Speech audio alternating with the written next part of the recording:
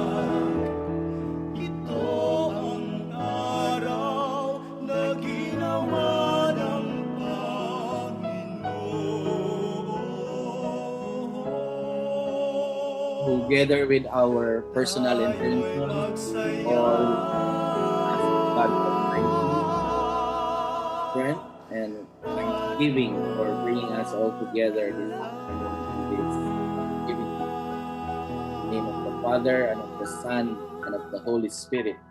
Amen.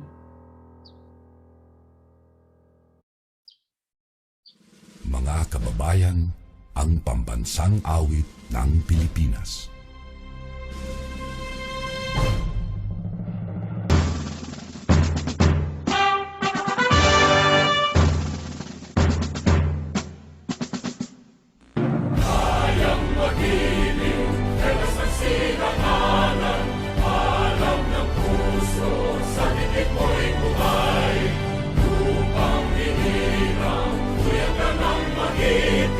Sa manlulupin, di ka pa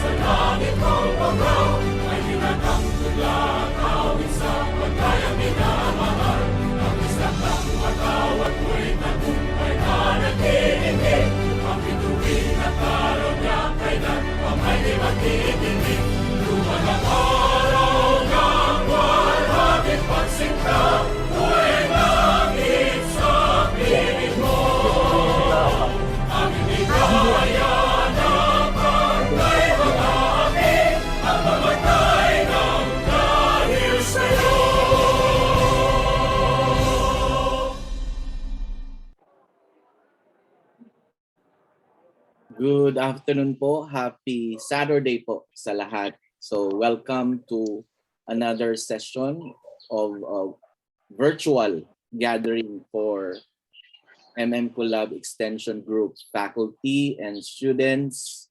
So at this time of the semester, we have decided throughout the observations from the different engagements that we have, especially with those two batches, or I think we actually have around 3 batches already defending their thesis and dissertation. So I have sat down together with those advisees and advisors during those time of their title defense and chapter or proposal methodology defense.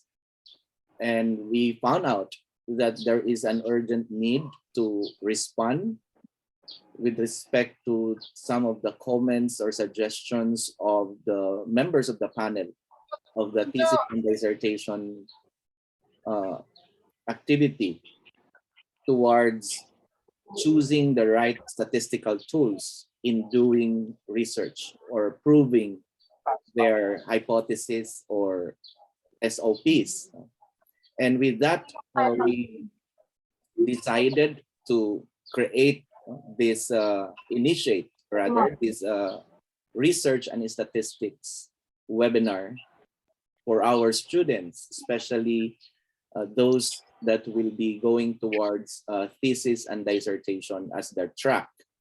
Not only that, I also explained in my previous classes that this research, and particularly in the area of methodology where we analyze data, whether we are in non-thesis also, based on the course seminar paper. So it's also a research base. So we don't simply present our output for immersion or seminar paper without the EPIs, without looking at the scientific inquiry on those proposed projects or programs that we have. So this gathering is important. This topic is important. So we have gathered 3 STEAM resource speakers, and they welcome our invitation to this gathering. So we would like to thank them in advance for accepting our invitation. At this point, I would like to also acknowledge briefly our PCU support services. Our gathering this afternoon, we have informed the PCU administrators towards their engagement to the activity. So the president has been aware. We have Junifen F. Gawan, our president. Dr. Margie is also aware. They wish they could join, but they have also a prior engagement to this day. But they send their felicitations, their message of congratulations for this initiative. We would like also to acknowledge our other PCU administrators who have been helping us. And I have invited new students to enroll this coming semester. So I think some of them are here. So we welcome you to Collab Group. So these are the PCU administrators which you will be working towards completing your program. So we have BP for Finance, Mark Jetro Kababan. We also have the director for the graduate school program for education and open extension program for professionals at professional advancement, Dr. Vida Jimenez. Our URC, University Research and Center or in Publications Director, Dr. Jaime Ang, and our very supportive BP for Information Communications and Technology, Dr. Mario Miranda. So Dr. Mario Miranda is part of our group chat when we ask for our ID, PCU account, no, email account, official PCU account. So they're all there, no, as a team working to give us those services. And we also would like to acknowledge our PNE program, no, the Transnational Education Extension Program administrators. So we have the director, Dr. Jeffrey Perida. So this is the department which we are part of. So we are under the Transnational Education Extension Program. Some students are asking if we go back to the face-to-face engagement. But since we are in the Transnational Education Extension Program, so we adopt the hybrid flexible learning. So we have our administrators here ready to answer some of our queries with respect to our engagement, both synchronous and asynchronous. So our department chair for the PhD program across majors, we have Dr. Revelino Garcia. So these two guys are sitting down, no, under the thesis and dissertation defense. So they work closely, no, with our paper. And we also have Professor Jonah Rose Rosales, the department head for the graduates program management. So this is for the master's program. So ito po ang ating mga support services, support group galing po ng Philippine Christian University. Now, we actually have already presented the outputs of our two batches, no, which they joined the graduation last March 27. So we started last year, sometime in November 27, 28. So we invited resource speakers during that presentation of the colloquium, no, their seminar paper. So that was the first batch. And then just last month, no, March 20, we presented the second batch in their project seminar paper colloquium. So for last March 27 graduation for MM Collab Group, we had 164 graduates in the master's program. So wala pa po tayong PhD graduates, no? Kasi sila po ay nasa kanilang dissertation pa.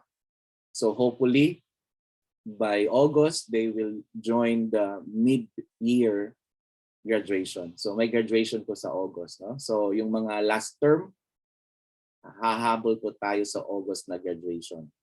So ito po ang mga highlights ng kanilang presentation. So lahat ito po ay project, seminar paper, but they come up with these proposals and outputs practically anchored on research based, no, inquiry. So importante po na meron tayong additional knowledge on the statistical tools.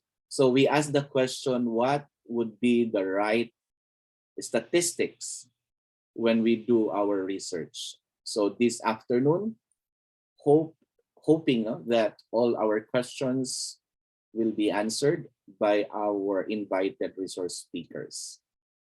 So at this point, may I introduce our resource speakers. So we start off with our first speaker.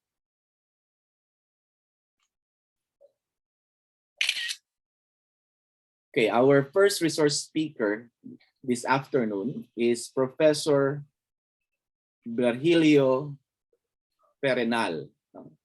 So he's a manager for the Pasig Catholic College Assessment Center, professional licensed teacher, Master of Arts in Teaching Mathematics, and also a track coordinator of the Senior High School Tech Voc under the Pasig Catholic College, member of the Mathematical Association of the Philippines. So ladies and gentlemen, Collab Group students and faculty, please help me virtually welcome our resource speaker for this afternoon, Professor Virgilio Perenal. Good afternoon Hi, po, good bro. afternoon. Good Good afternoon, Doc. Hi, good afternoon, po. everyone. Okay, so first of all, I would like to thank Dr. Dr. Matt Magaling, to Dr. Blete for inviting me for this another academic endeavor. So thank you very much for the group. We called it Collab as far as I know. So thank you, sir, for inviting me. And I hope that this seminar would help our writers to write somehow a good, if not the best, paper in their graduate studies.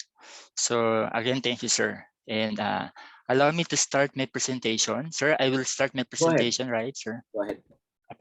So I'll share my screen. Share your screen anytime. Yeah, go ahead.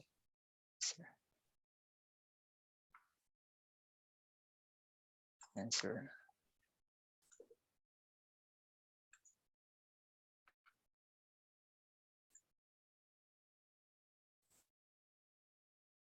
Okay, so sir, can you see my screen now? Perfectly po. Okay, so again, once again, good afternoon,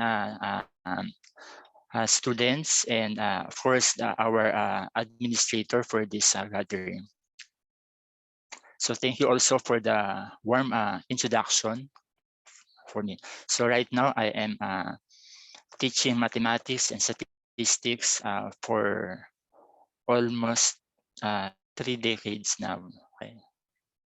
So, but first, let me share with you what are our objective for my topic this afternoon.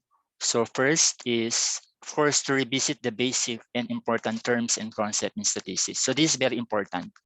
So sabi nga nila na dapat alam natin ang simula para alam natin ang pupuntahan natin sa dulo. So we need to do that. And also, with this seminar, aside from me and my other 2 colleagues as the resource speaker, help the writers to look into and of course appreciate the importance of statistics, especially in sampling techniques and the treatment of data. So parang yun yung sinasabi ni Doc Matt na mga statistical tool ang i-apply natin. So later on the last part of my presentation, may mga ilan doon na sana makatulong sa inyo or sa atin. Okay? So first, let us define first ano ba itong ginagawa natin ngayon or what is statistics. So we all know that it's another branch in math. Okay? So that deals with those 5 basic parts of this activity. So we have to collect or collection, organization, presentation, analysis, and interpretation. Okay? So ito yung 5 parte ng statistics na ginagawa natin, especially in writing our paper. So we have to collect. So that's the first thing that we have to do. We have to collect data. Now we're collecting data, we have to organize for the next stage, which is to present. Okay, so after the presentation, we have to analyze, and lastly, we have to interpret. And from the interpretation, sometimes we do some recommendation of numerical data for the purpose of assisting in making a more effective decision.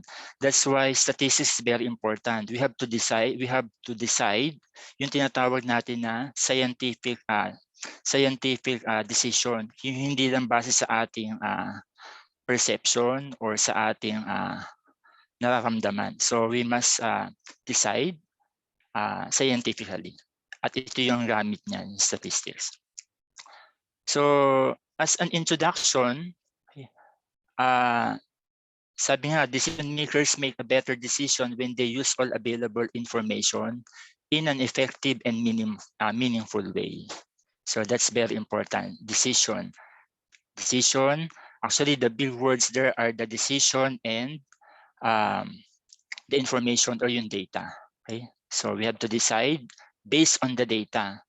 So alam naman natin yun, di ba? Even if we are doing a feasibility study or what kind of research it is, we need data. So hindi lang po pwede nga, as I said earlier, na base lang sa ating pakiramdam. Okay? So scientific basis. Okay, so the primary role of the statistic is to provide a decision makers with the methods for obtaining and analyzing information and to help make this decision.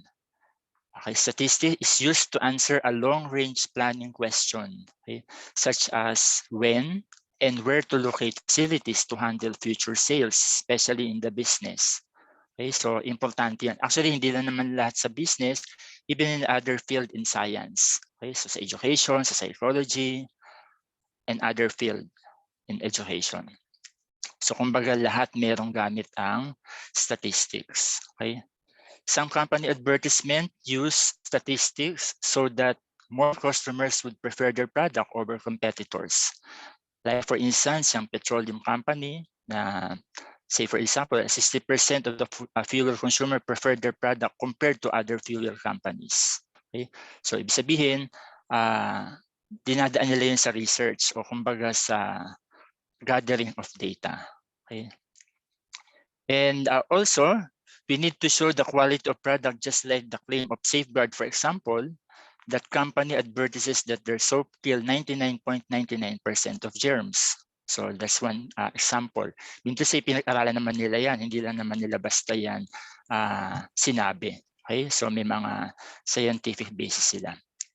A wide application of statistics in different fields such as astronomy, business, education, sciences, and others. Okay? So talagang malawak ang statistics. Kaya nga meron niyang kumbaga a separate course in education or in college or even in the doctorate program, yung mga PhD in statistics. Okay. So first, we need to know, of course, as I've said earlier, the basics. So alam ko naman, actually this is just a review dahil ito ay, alam ko ang mga students na Dr. Matt and the rest of the group is mga MA and DBA. So most likely pinagdaanan na nila to. Yun na lang, siyempre sa tagal din siguro ng time at saka siyempre sa kanilang trabaho, medyo nakakalimutan naman nila. Pero siyempre we have to review. That's why we are doing this right now. So descriptive statistics. So what is descriptive statistics? It is concerned with the gathering and classification, summary, calculation, graphs, charts, and tables. The summarizing values commonly used in the descriptive stats are the measure of central tendency. So yun yung alam na natin from the high school. Diba? Yung mean, median, mode. The measures of variability, yan yung skewness, standard deviation, and others. Okay? So sabihin ng iba na, ano yung mga yan? Pero siyempre, we are just reviewing, we are revisiting the basic statistics. Okay? Okay. In addition, descriptive statistics is the totality or the totality of methods of treatment employed in the collection, description, and analysis of numerical data.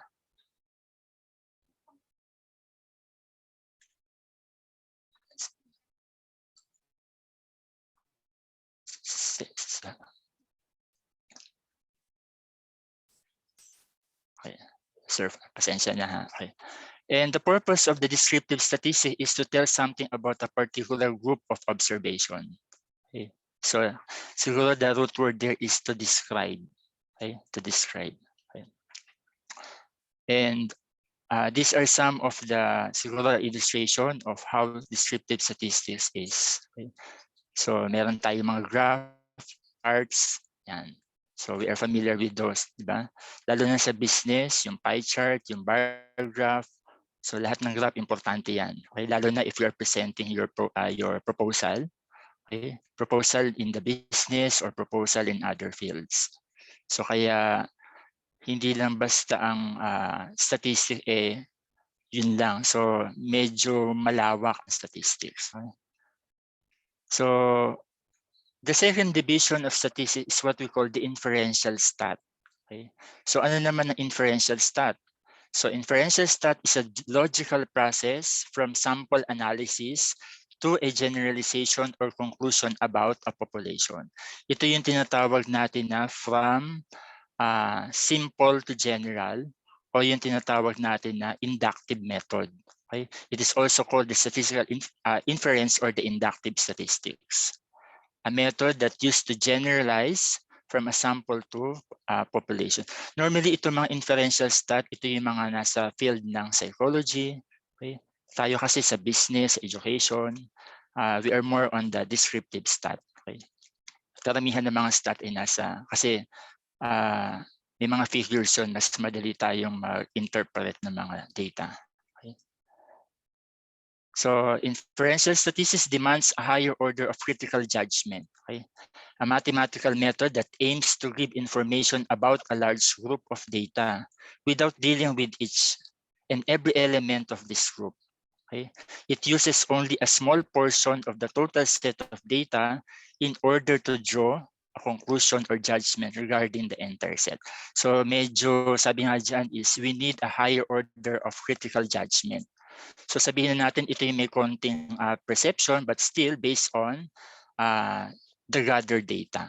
So hindi lang naman tayo nag-judge based on yun na, yung naramdaman natin. So meron tayong mga observations na kinandak o ginawa through observation. Okay. So basically those are the two division, the inferential and the descriptive. Now we are so much talking of the population. Okay, so population, so siguro sa economics, population, very important yan. Okay, so ano ba ang population in statistics? Okay, it is the collection of all, so lahat, possible observation of specified characteristic of interest. Meaning to say, ito yung ating, let's say for example sa PCU, yun ang gusto nating aralin. So that is our population. Okay? So ibig sabihin yung kabuuan. Okay?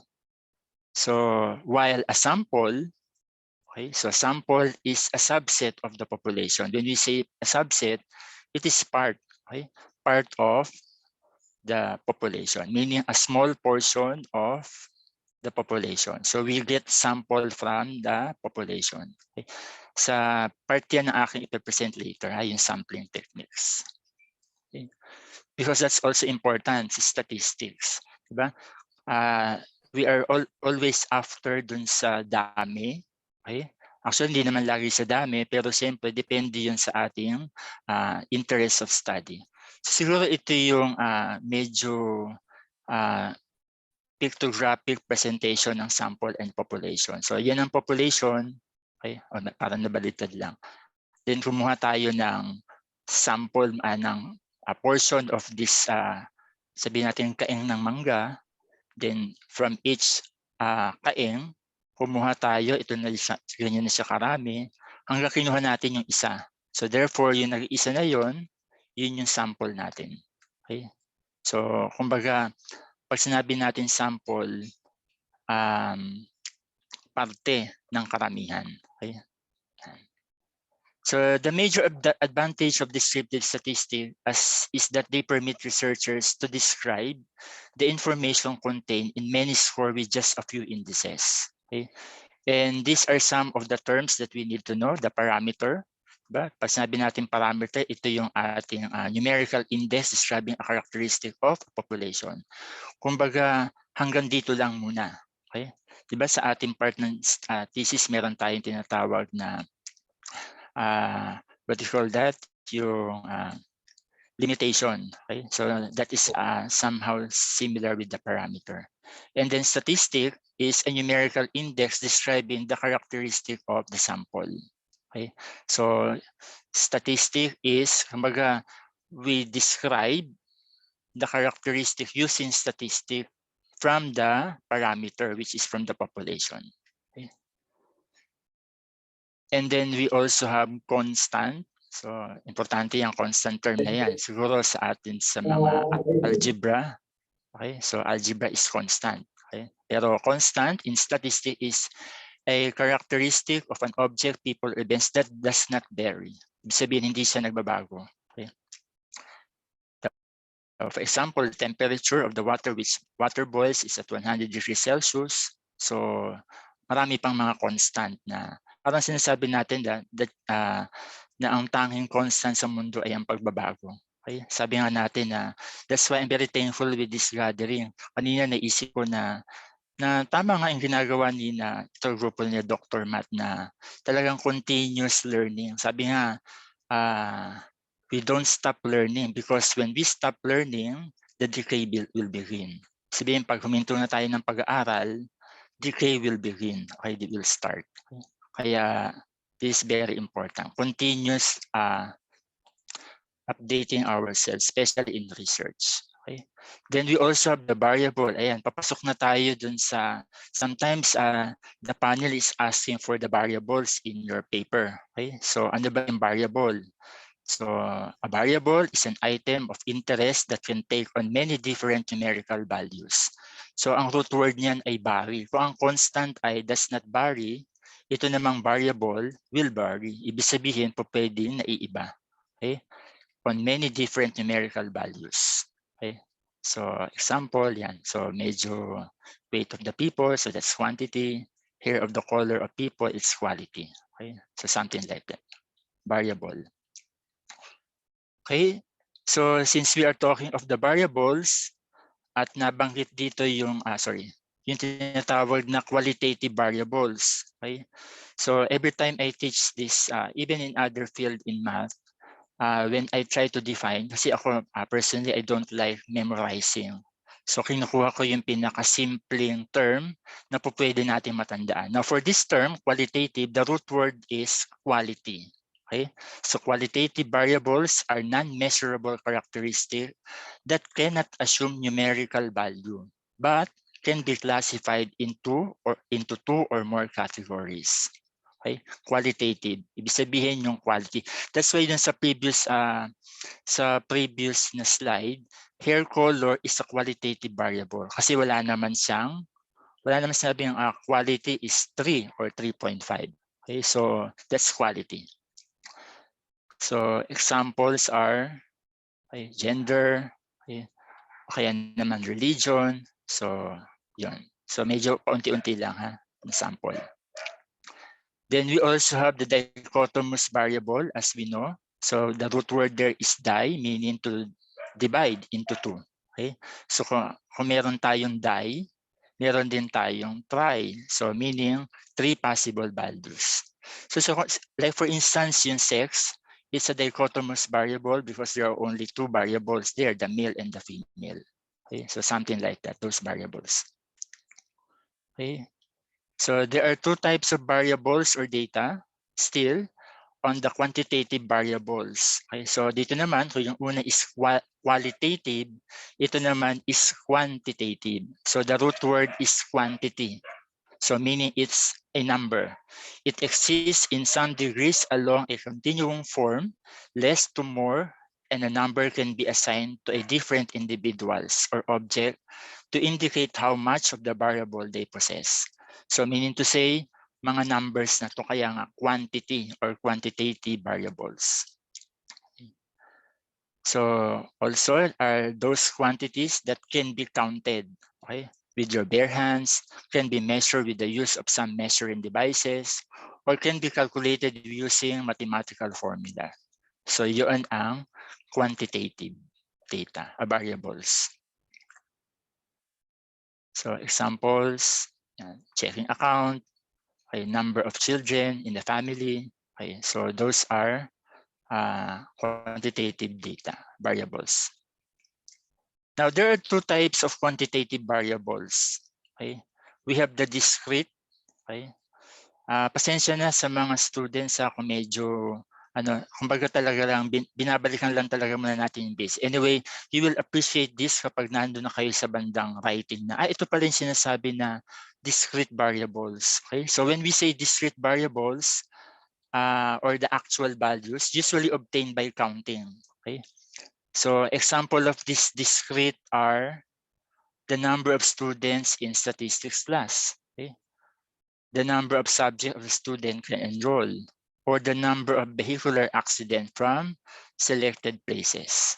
Okay? So tingnan muna natin yung pangalawa so that we can differentiate the two. So the discrete variables and the continuous variables. So the continuous variables are obtained by measurements, usually with the units, and by evaluating values using a formula. Okay? So example of these are the height in meters, okay?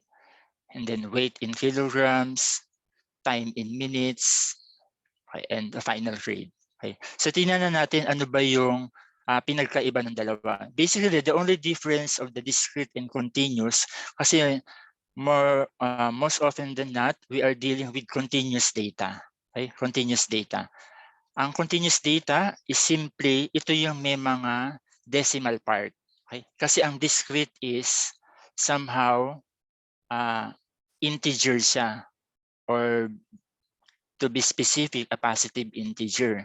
So like for instance, number of students. So wala naman tayong number of students na 3.5, or even the number of subjects enrolled na meron kang I have 4.5 subjects. Okay, so ibig sabihin puro mga whole number siya. Okay, so whole number or simply counting numbers.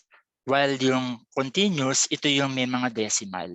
Okay, yan. Kaya yung height pwede din 3.45 meters, 7.85 kilograms, etc. Okay, so that's only the basic difference ng dalawa. Okay, so moving on. So ito na yung sinasabi ng mga variables in our paper. The independent variable and the dependent variable. So ano yung, this is very important, di ba, guys? When your panel is asking you, what is your independent variable? What is your dependent variable? So simply, when we say independent, it presumes to affect or influence other variables. Okay? Kumbaga sa algebra, ito yung x variable. Okay? X variable. Independent means to say they can stand alone. Okay? Pero sa statistic, influence ang pinag-uusapan or it affect the other variable. Okay? And another is the dependent variable. So the dependent variable, or we call it the outcome variable, it presumed to be affected by one or more independent variables. So kaya IB and DB, di ba? Yun ang tawag natin dyan. IB and DB. So dependent variable, ito yung naapektuhan. Di ba? Ibig sabihin, ang kanyang paglago o ang kanyang paggalaw ay depende sa independent variable. Okay? And also we have the intervening variable. So this is another variable siguro, o yung moderating variable. Sometimes you call it moderating variable. It is an independent variable as well that may have unintended effect on the dependent variable. Normally, ito yung mga profile, di ba? Hindi naman natin inaasahan, ay may epekto pala yun sa ating study. Di ba? Ito yung mga moderating or intervening variable. Kasi basically, yung IB and DB natin, ito yung mga nakadepende sa ating field of specialization, like in business or in psychology. So kaya yung IB and DB. Okay. I think I have an example here na yan, parang ito. Isang example lang naman yan. Now look at this example. To predict the value of the fertilizer on the growth of the plants, the dependent variable is the growth of the plant. Okay? While the independent variable is the amount of fertilizer. Tama? Ibig sabihin, ang paglago ng halaman ay nakadepende sa klase or amount ng fertilizer na ibibigay natin. That's why fertilizer is the independent and the dependent is the growth of the plant. Okay? So parang isang example lang naman yan.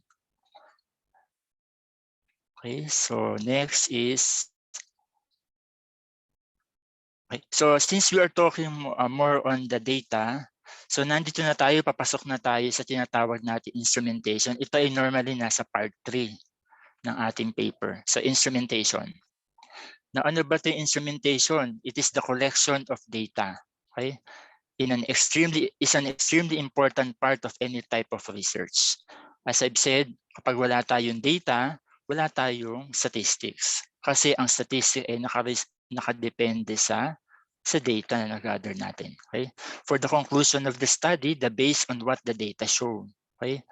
So, kaya nga sabi ko kanina, ang conclusion natin ay hindi dapat sa conclusion ng narinig mo lang, o kaya naman ay naisip mo lang, o kaya ay feeling mo lang. Okay? Kaya nga yung inferential stat ay medyo, kumbaga, it needs, kumbaga yung talagang ang judgment mo doon ay very important. Okay? Thus, the kind of data to be gathered, the method to be used in gathering of the data, and the treatment of the data is need to be considered carefully dito sa part ng instrumentation. Okay? The success and usefulness of the result of the study will really depend much on the accuracy and reliability of the data. Okay? So siguro when we say, actually, if we are talking in statistics, the reliability and the validity, medyo malawak yun eh. Pero siyempre, part ng inyong instrument is the validation and reliability of your data, or your instrument rather. Okay, so that's very important. Is it reliable? Is it valid? Normally, ang mga nagbabalidate ay yung mga expert. While the reliability, ito yung ginagamit ngayon namin sa statistics or yung sa SPSS na Cronbach Alpha. Okay, so reliability test. So that's two very important, the validation and reliability of the instrument to be used. That bear in mind that no statistical treatment can be unreliable data correct. So that's very important. Na kapag ang ating data ay hindi ganun ka-reliable, then definitely the result is not valid. Okay. Now, collection of data. So data, in other term or in other field, data is also information. Okay. Kaya siguro iniisip ko, kaya siguro nagkaroon ng data mix. Diba? So kasi yun ay informatics. Diba? And then naisip ko lang yun. I'm just thinking. So ano ba yung collection of data? The data is the core of the statistics. Okay? Paulit-ulit ako dito that without data, there will be no statistical analysis. All statistics are derived from data that are based on observation, okay? Proper observation, okay?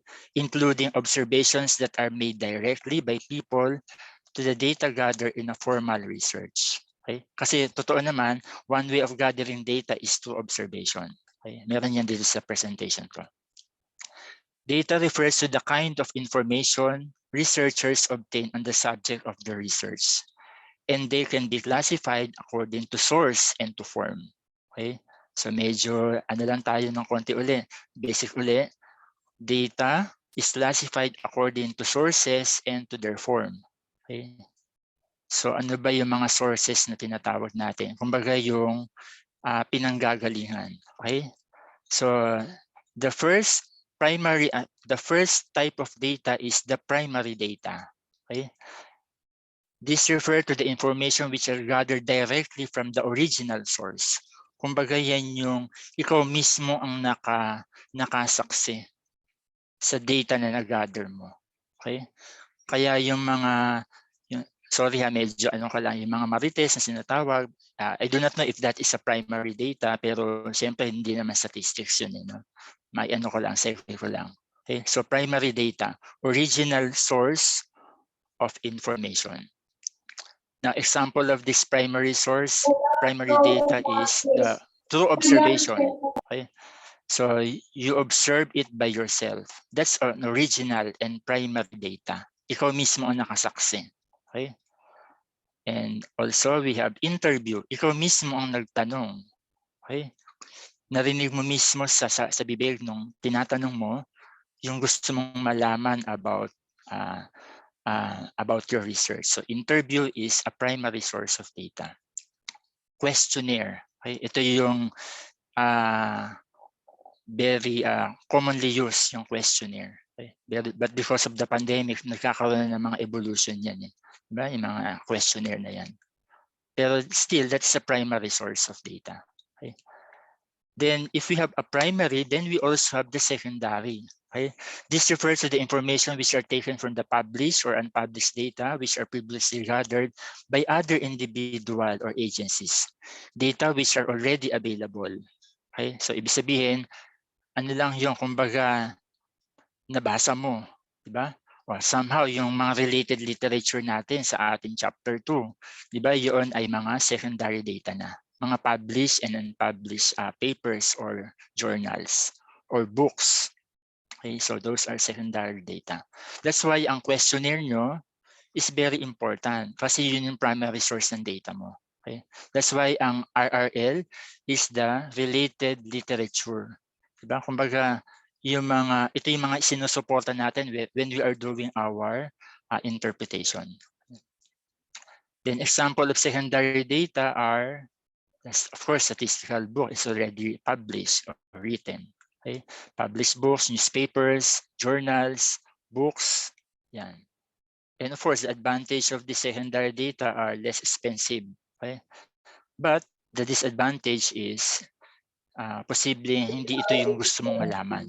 Okay? Hindi katulad ng pag nag-interview ka, pag gumagawa ka ng questionnaire, yung gusto mo talagang malaman, nandoon na sa mismong gagawin mong question or interview. Now, secondary data that have been previously gathered complied and are available to the researcher for analysis. Okay. Okay. Now, if we have types, we have forms of data. Okay, I think we are so much of this. The quantitative data are data that are measured on scale, number, okay, and qualitative data or categorical data. Okay, pag sinabi natin categorical data, these are observations that can be classified into a single category or a set of categories. Parang yung sinasabi ko nga, di ba, gender or sex or nationality, color of the hair, those are categorical data. Okay, so quantitative, normally itong quantitative ay ito yung mga continuous and ratio scale natin na data. Okay. Yan. Marami na akong terms na nababanggit. Sana wag naman kumbaga, hindi niyo naman kailangan tandaan lahat ito, pero mas may intindihan ito if you're doing your research already. To the help of the advisor, of course, and the panel also. Okay. Now, an important decision every researcher makes during the planning stage of this investigation is the selection of the kind of data he intends to collect. So that's why ang data ay napakahalaga. Hindi lang tayo basta makakuha ng data, sabihin natin na, o sige, siya na lang, o sige, kayo na lang. So dapat depende yun sa ating gustong aralin. Kaya nga ang ating data ay nakadepende sa ating gagawing pag-aaral. Okay. Okay. So instrumentation, of course, instrument. It is the device such as pencil, paper test, questionnaire, or rating scale the researcher uses to gather data. Yun yung instrument. Okay. While the instrumentation is the process. Okay. Okay. So just to define. Okay. Okay. Now we have the methods of collecting data. Alam ko, sabi nga ni Dr. Matt, iba sa inyo ay already on their defended their chapters 1 to 3. Nandito nila sa gathering of data. Okay. Kaya siguro, before you start gathering of data, at alam ko baka nadaanan nyo na to, ito pala yung ginawa ko na pangolekta ng data. So, we have the direct or interview method.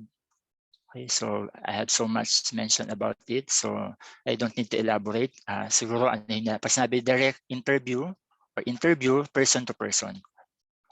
So yun na lang, dapat may konting ano yan.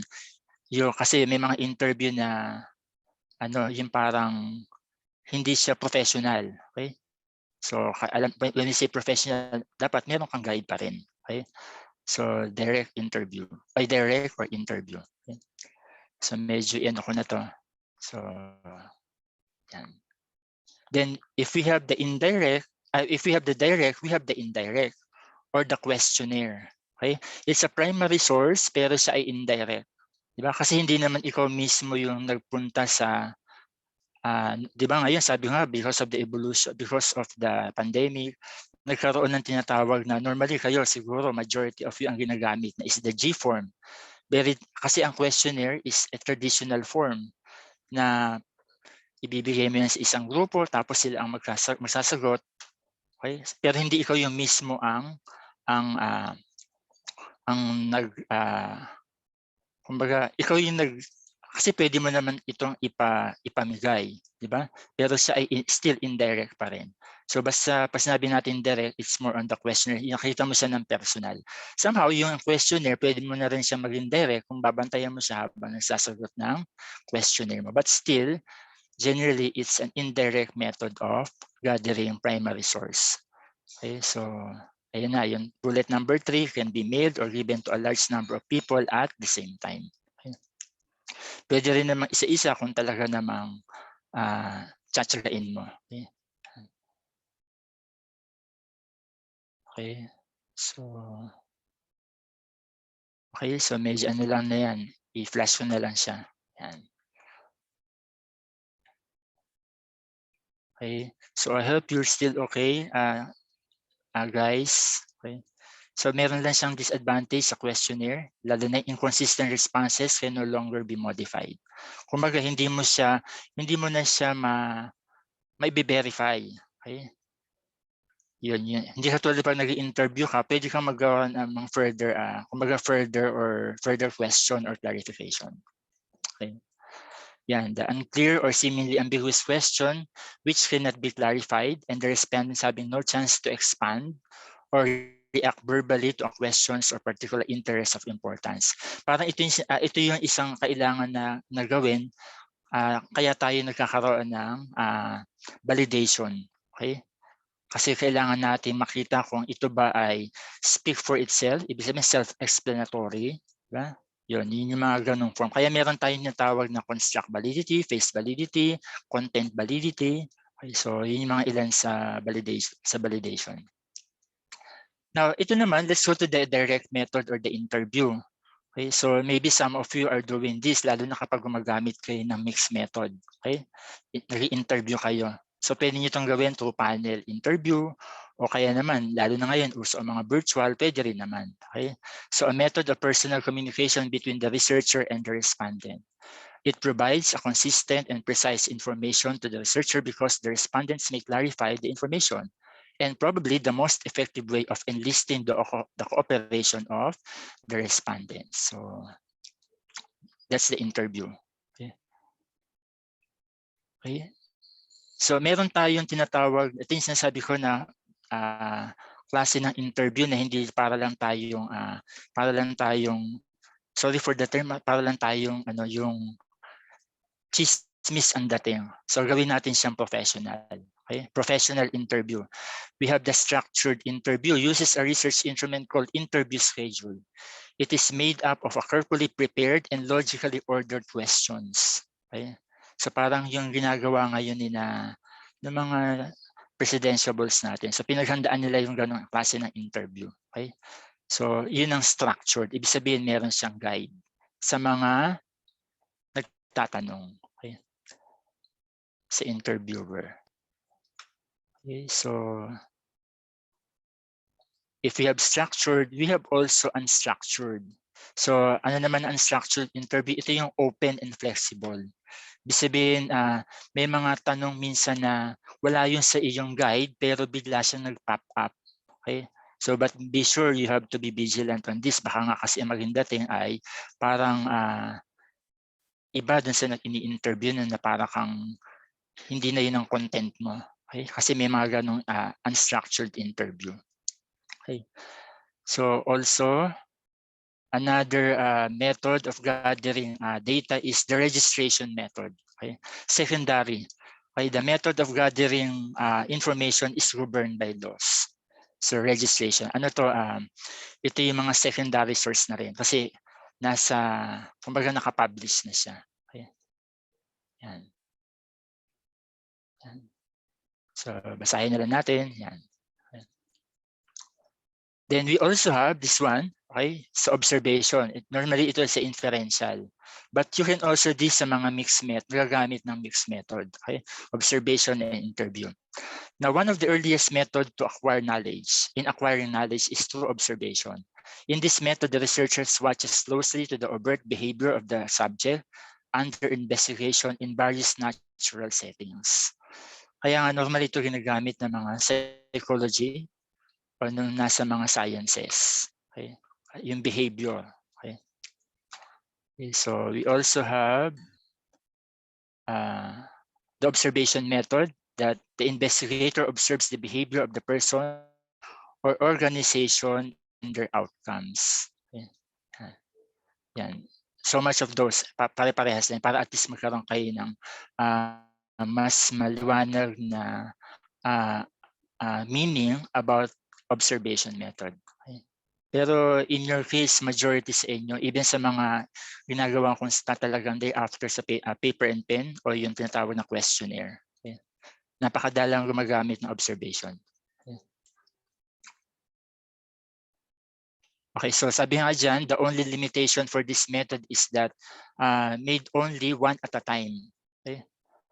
Or the occurrence of the appropriate events. Pero yung iba, ini-strategize nila yan, ino-obserbahan nila. Pero siyempre, yung kung ino-observe mo ay iba't ibang behavior, siyempre magkakaiba ng behavior. Kumbaga, when you do observation, meron ka nang nasa isip mo, ano yung sa mga obserbahan ko sa mga taong to. Okay? So yun ang ibig sabihin ng observation method. Okay? Literally observe. Okay? Yan. Now, we also have participant observation. Okay? So observation siya, pero this may be done by the actual participation, which allows the researcher to gain detailed and comprehensive picture of the respondents. Tingnan muna natin ano yung difference ng isa. Kasi meron yung isa na non-participant. Now, it would be advantageous for any kind of study that the respondents are not aware. So, ibig sabihin, participant siya pero hindi niya alam na siya ay inoobserbahan mo. While dun sa participant, alam niya na oobserbahan mo siya. Yun na lang, hindi niya alam kung anong oras. Okay? Diba? May mga ganun sa mga class observation, alam na nila na oobserbahan sila. Ang tawag dun ay participant observation. Pero yung non-participant, hindi niya alam na siya ay inoobserbahan mo. Hindi niya alam na siya ay part ng iyong study. Kaya non-participant observation. That's basically the difference ng dalawa. Okay? Now, meron pa rin tayong structured observation wherein parang meron tayong questionnaire, di ba? Meron tayong structured observation. The researcher makes use of an observation guide that limits the focus on his observation. Okay? To the aspect of behavior and activities or event relevant to the research problem and activities. Kumbaga, ito lang obserbahan ko. Meron siyang ibang ikinikilos, hindi mo papansinin yon. Kumbaga, inaantay mo na yung sa part na gusto mong malaman sa kanya, yun ang maobserbahan mo. Okay? Kaya structured observation. Yun namang unstructured, open and flexible. Kumbaga, lahat ng behavior niya, tinitignan mo, itinitake down notes mo. Okay? Now, this gives the researchers an opportunity to modify the objective of his study. Kasi nakita mo, ay oo, pwede nga pala yung, yung behavior na yun. Pwede ko siya isama sa aking study. Kaya nga, it gives the researcher an opportunity to modify the objective. Okay? Hindi katulad ng structured na ito lang. Okay? Doon ka lang nakafocus. Yun lang gusto mong obserbahan sa kanya. Okay? Okay, so anyway, yung observation, so much of that. Basahin na lang natin. Then we also have the experiment method. Okay? So ang dami, no? Kung paano mag-gather ng data o how to collect data. So meron palang iba't iba. Okay? So isipin nyo ngayon, nasaan kaya ang ginagawa ko rito? Okay? Actually, pwede mong pagsabay-sabay niya, pero hindi naman lahat. Napakahirap naman yun. Siguro pwede dyan 2 or 3 at the same time. Okay? Kaya nga meron tayong mga tinatawag na mixed method. Now, this experiment is used to determine the cause and effect relationship of a certain phenomena under the control condition. Okay? Usually employed in scientific researcher. Kaya ang experiment. Okay? Ibig sabihin, tinitignan mo ano yung magiging epekto o yung cause and effect na tinatawag natin. Okay? Now, we are now entering into the levels of measurement. Okay? Actually, ito, medyo to be honest, ito yung dalawang, siguro i-group, medyo mahabang presentation to pero i-simplify ko na lang. Baka sabihin nyo, ano ba itong mga pinagsasabi ni sir? Hindi naman, magagamit ba natin siya? In a way, magagamit niyo siya, pero siguro hindi niyo siya mapansin na in total na ito pala yung ratio, ito pala yung or whatever. So anyway, gusto ko lang malaman nyo para din kahit pa paano ma-review nyo itong tinatawag na levels of measurement. In statistics, level of measurement is the classification that relates the values. Okay? Ibig sabihin yung value that assign to a variable. Okay? So ibig sabihin, variable na babago. So mag-a-assign ngayon tayo ng value. Ang tawag doon ay levels of measurement. So this level of measurement is used to describe the information within the values na ginather natin. Okay? So the first, actually ito ay level. Kaya pa sinabi natin level, di ba? Parang sa Likert scale, naka-level yun, di ba? So hindi po pwede ito magkabali-baligtad. Nominal ang una. So hindi siya pwedeng magkabali-baligtad. Katulad nung kanina sa introduction ko sa stat, actually ang acronym nun ay COPAI. So hindi po pwedeng magkabali-baligtad yun. You cannot interpret unless you have no collected data. Kaya dapat yun ay sunod-sunod. Just like the measurement, meron tayong 4 in order. And the simplest and the most limited form is what we call the nominal scale or the nominal scale of data. Now, it is used to differentiate categories in order to show differences. Okay? So mutually exclusive or exhaustive meaning, it is used to differentiate classes or categories for purely classification or identification purposes. Nominal. Parang, I think the root word there is you nominate. Okay? Nominate. Okay? Ano ba itong nominal scale na ito? It is the weakest form of measurement because it has no attempt that can be made to account for the differences within a particular category or to specify any ordering or direction across various categories. Okay?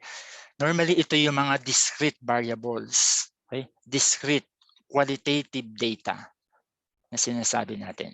Okay? Example, sana may example ako. Hindi pa. Another meaning, it classified the objects or people's responses so that all in those single category are equal with respect to some attributes, and then each category is coded categorically. Kaya ang tawag dito sa nominal data is categorical data. Okay, categorical. Okay. Ayan. Nominal. So ang variable natin is gender. Parang hindi ata ngayon Parang may nabago na rin ko kahapon, hindi dapat gender. So pag male and female, it should be sex. Kasi pag gender daw, meron pa tayong ibang gender ngayon. Okay? Siguro to respect dun sa mga yung mga LGBTQ ata. Okay? Kaya kapag male and female, if you're doing your questionnaire, it should be sex kapag male and female. Okay? Then automobile ownership, yes or no? Okay? So it's a dichotomous. Type of life insurance owned. So it can be term, endowment, straight life, others, and none. So yun ang category niya. Kaya yan ay nominal data. Okay. Okay. So next is ordinal. Okay. So una, nominal, nominate. Ito namang ordinal, the root word is order. Okay. Ayan, naka-flash na, ranking. Okay? Kaya ang Likert scale natin ay naka-order yun. Yung 4, 3, 2, 1. Now, may I also suggest with, of course, it depends pa rin sa inyong mga panel. Pero as a statistician, normally, in the Likert scale, we use the 4-point Likert scale or the even point Likert scale. Kasi yung kapag siya ay add, nagkakaroon ng gitna. Diba? Lalo kapag 5-point, nagkakaroon ng moderate. So we cannot really test ano ba talaga. Kaya yung magandang Likert scale natin is yes or no lang. Talagang yes kung yes, no kung no. Walang maybe. Okay? So something like that. So ordinal, one which data are not only classified but also ordered in some way from high to low or from least to most. So it is used in ranking. Ordinal, order.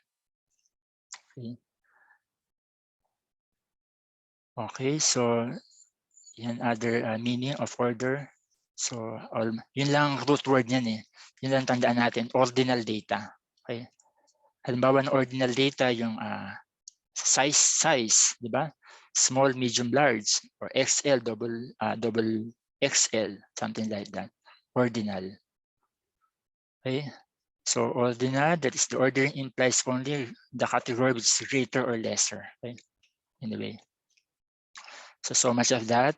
Ordinal. The third, sige, i-flash ko na lang to. Yan. May mga example pala ako. Yan. So, mga ordinal data. Yan. Qualitative, students' last designation, freshmen, sophomore, and others. Okay. Student grades, 1.0, 1.25, etc. Okay. So, ibig sabihin, naka-order siya. Okay. Meron siyang, kumbaga naka-order. Ibig sabihin, naka-arrange. Okay. Chronologically. Okay, the third, meron pa rin example. Yan. Okay, wag na yan. Ano lang yan, basahin nila yan.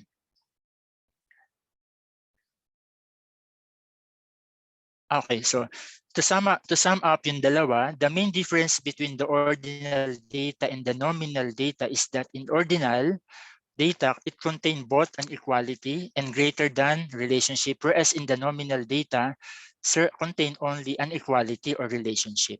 Okay? Sabihin nyo, ano yun? Sige, basta yun na, tandaan na lang natin yung difference nung nominal at ordinal. Okay? Actually, yung dalawang yung laging magkasama.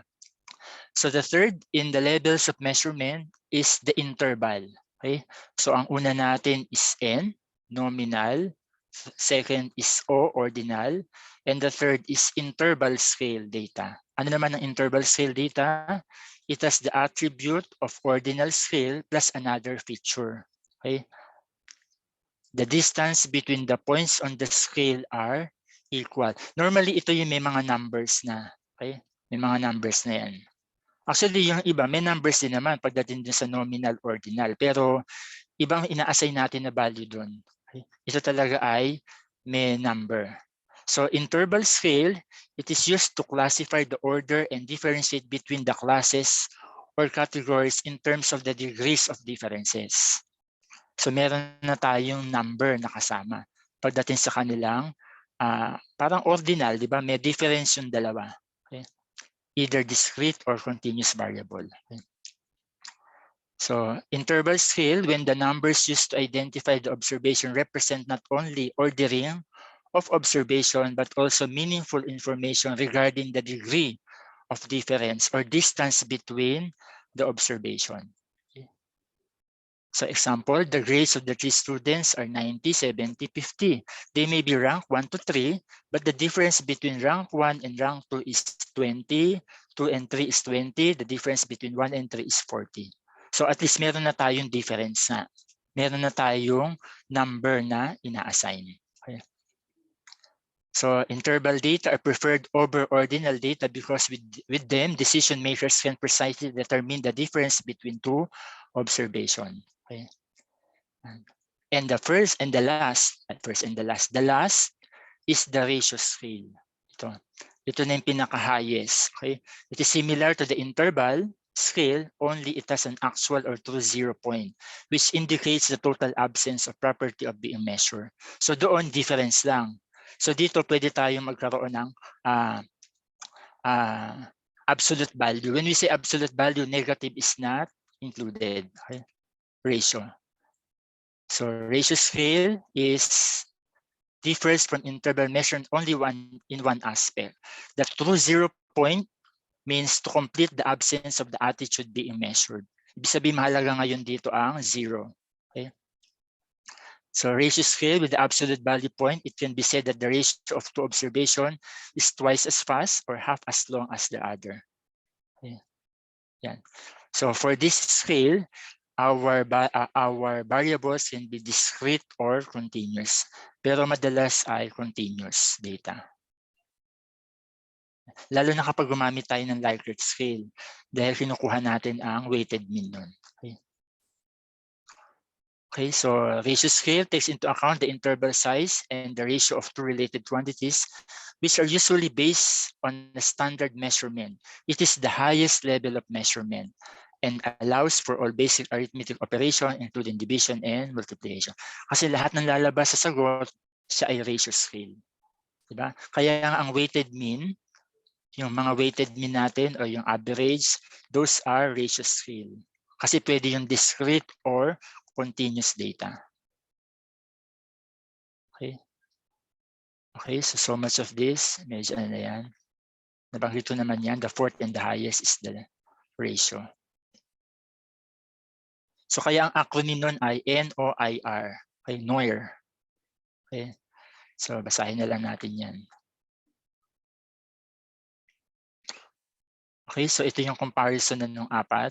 Okay, so sabi dyan, nominal, it indicates distinction, but in ordinal, it indicates the distinction as well as the direction, which is less than or more than, but in interval, pinagsama-sama na lahat. Okay, indicates the amount of distinction. Okay, but in ratio, indicates the distinction, the amount of distinction, and an absolute zero. Okay, or the absence of the observation. Yan, kung ikukumpara natin yung ating numerical data, okay, meron tayong qualitative at quantitative. For qualitative, more often than that, we use the nominal and ordinal scale. For the quantitative, interval and ratio. Okay. Okay, ganito lang yun. Sa inyong mga questionnaire, yung mga profile, yun ay mga nominal data or somehow ordinal data kasi mga qualitative yun eh. Pero pagdating na sa mga SOP number 1, yung mga dependent and independent variables nyo, normally yun ay mga interval and ratio scale. Okay, quantitative data. Okay, so medyo basahin na lang natin yan. Okay. Okay. Now, let's go on this, the parametrics. Ito naririnig nyo itong mga parametric and non-parametric statistics or data. If we are talking of the parametric data, the type are measured data in ratio or interval. So kaya ang madalas natin ginagamit ay mga parametric statistics. Okay. Sa later part nitong presentation ko, meron doon mga parametric stat and non-parametric stat. Now, for parametric statistics or data, the parametrical statistics tests assume that the data are normally or nearly normally distributed. Yan, actually, ito medyo hindi natin ito napapansin lalo na sa mga ibang study. Pero if you are go deeper sa research, if we are using a parametric data, ang isang qualification dapat is normally distributed. When we say normally distributed, later na yun, meron kasi ako dun eh. Yung normal distribution. Ito yung bell shape dun sa mga nasa field ng science, baka alam yun, yung bell shape. Yung non-parametric naman, it is a type, either ordinal or nominal measurements such as rank, position, or in sequence or frequency of occurrence. Non-parametric data. Okay. Mamaya sabi ko nga, meron doon mga parametric na ang counterpart niya ay non-parametric. Okay. So, iyan ko na. So, meron na tayong data. Na-classify na natin yung data. Now, let's go to move to the next step. Ito yung pagkuha na ng sample. Kasi meron ka ng population, alam mo na. So, anong klase ng data ang pag-aaralan mo? Now, let's go deeper sa pagkuha naman ng sample o ito yung tinatawag na sampling techniques. Okay. Ano ba ang sampling techniques? Or ano ba yung sample? It is a group of individual in a research study in which information or generalization about the population is drawn. Ibig sabihin, dito ka kukuha ng iyong gagamitin to generalize what you observe from your sample respondents. Now, it is essential that the research describe the populations. Importante yun. That's why I'm asking for, pag nag-start ako, sino ba ang population mo? Paano kakuha ng sample? So that's very important kasi the panel is also asking for that. Even ako, tinatanong ko yan when I sat down sa mga panel, saan nanggaling ang sample mo? paano mo ginawa yan o anong technique ang ginamit mo. Okay? So that the sufficient detail that others can determine the applicability of findings to their own situation. Okay? Kaya importante ang data, importante rin ang pagkuha ng sample. Okay? Now, planning the study, so I have here siguro baka hindi lang naman ito. I just got this from the internet and some other sources. Sabi dyan, make an estimation of the number of items in the population. Okay? Scientifically scientifically yan. Assess the resources such as the time, money, factors which are available to pursue the research. When the amount of resources does not warrant the study of the entire population, samples are used instead of the population. Kaya nga, di ba, during your tawag dito, yung thesis proposal, alam ko nagtatanong na rin dyan kung saan mo kukuhanin ng inyong population. Okay, what is your population? Okay. And since we are talking of the planning, we have to determine also the size of the sample size. Okay. Siyempre, hindi mo naman lahat kukuhanin sa buong population mo. Doon kapag maliit ang population, kinukuha na the whole population. Okay? May tawag din doon sa sampling technique na maya-maya. Now, since kung malaki naman ang population, then we do the sampling, okay? The sample size. Normally, ang ginagamit natin, ito yung classical, di ba, na Slobin's formula. Okay? Ngayon, medyo, hindi ko naman sasabing pasay na, pero meron pa rin mga nila na gumagamit niyan. Pero meron ng mga ilang lumalabas sa internet, like for instance, the Rousseau size calculator, i-encode mo lang dyan ang population at saka yung level of confidence, level of significance, okay? Lalabas na yung desired sample size. We also have the sample size calculator, okay? And also itong G-power. Actually, up to ito yung G-power na yan, if you heard that. Okay? Yung G-power. Parang binibili yan eh. Parang wala, hindi pa ako naka-experience yan, yung mga crack na sa internet. So mostly yung ginagamit ko yung first 3. Pero now, with the help of the technology, it's either yung B or C as a sample size calculator. Kaya kayo kapag kayo ay, halimbawa, nandun na kayo sa pagkuha ng size, ng sample size, i-open nyo lang yan, lumalabas naman yun sa internet. Okay? Kung gaano kalaki ng sample size ang kukuhanin mo. Okay? So the fourth is pick the samples by using the appropriate sampling technique. Okay, so ito yung susunod na natin. Prepare the questions to be asked in the interview or in the questionnaire. Okay, so talagang pinaghahandaan yan. In case a questionnaire is used, it is best to evaluate its clarity, validity, okay, validation, by subjecting it to a pretest by 5 to 10% of the desired sample size. Okay? Ito yung tinatawag na pilot testing. Okay? Okay? Kasi sa pilot testing, doon naman kinakandak ang reliability. Okay? So the term sampling as used in research refers to the process of selecting the subject who will participate in a research sample. So sample, yun yung mga bilang. Sampling is the process. Okay? Why is it important? Wait, okay. Ako parang nabaligtad. The use of sample allows researchers to conduct their studies with more manageable data and in timely manner. So hindi lang basta kumuha ka ng sample, kumbaga kaya mo siyang kuhanin lahat, kaya mo siyang i-gather. Kaya as much as possible, iwasan natin magkaroon ng attrition rate. Yung attrition, ito yung mga hindi bumabalik na data. But with the help of technology, we are assuming na lahat ng ibinibigay natin by means of the G-form, bumabalik naman yun. No? Sana, hopefully. Now, sampling helps a lot in research. It's one of the most important factors which determines the accuracy of your research or the survey result. Sabi nga, the more, the better. Okay?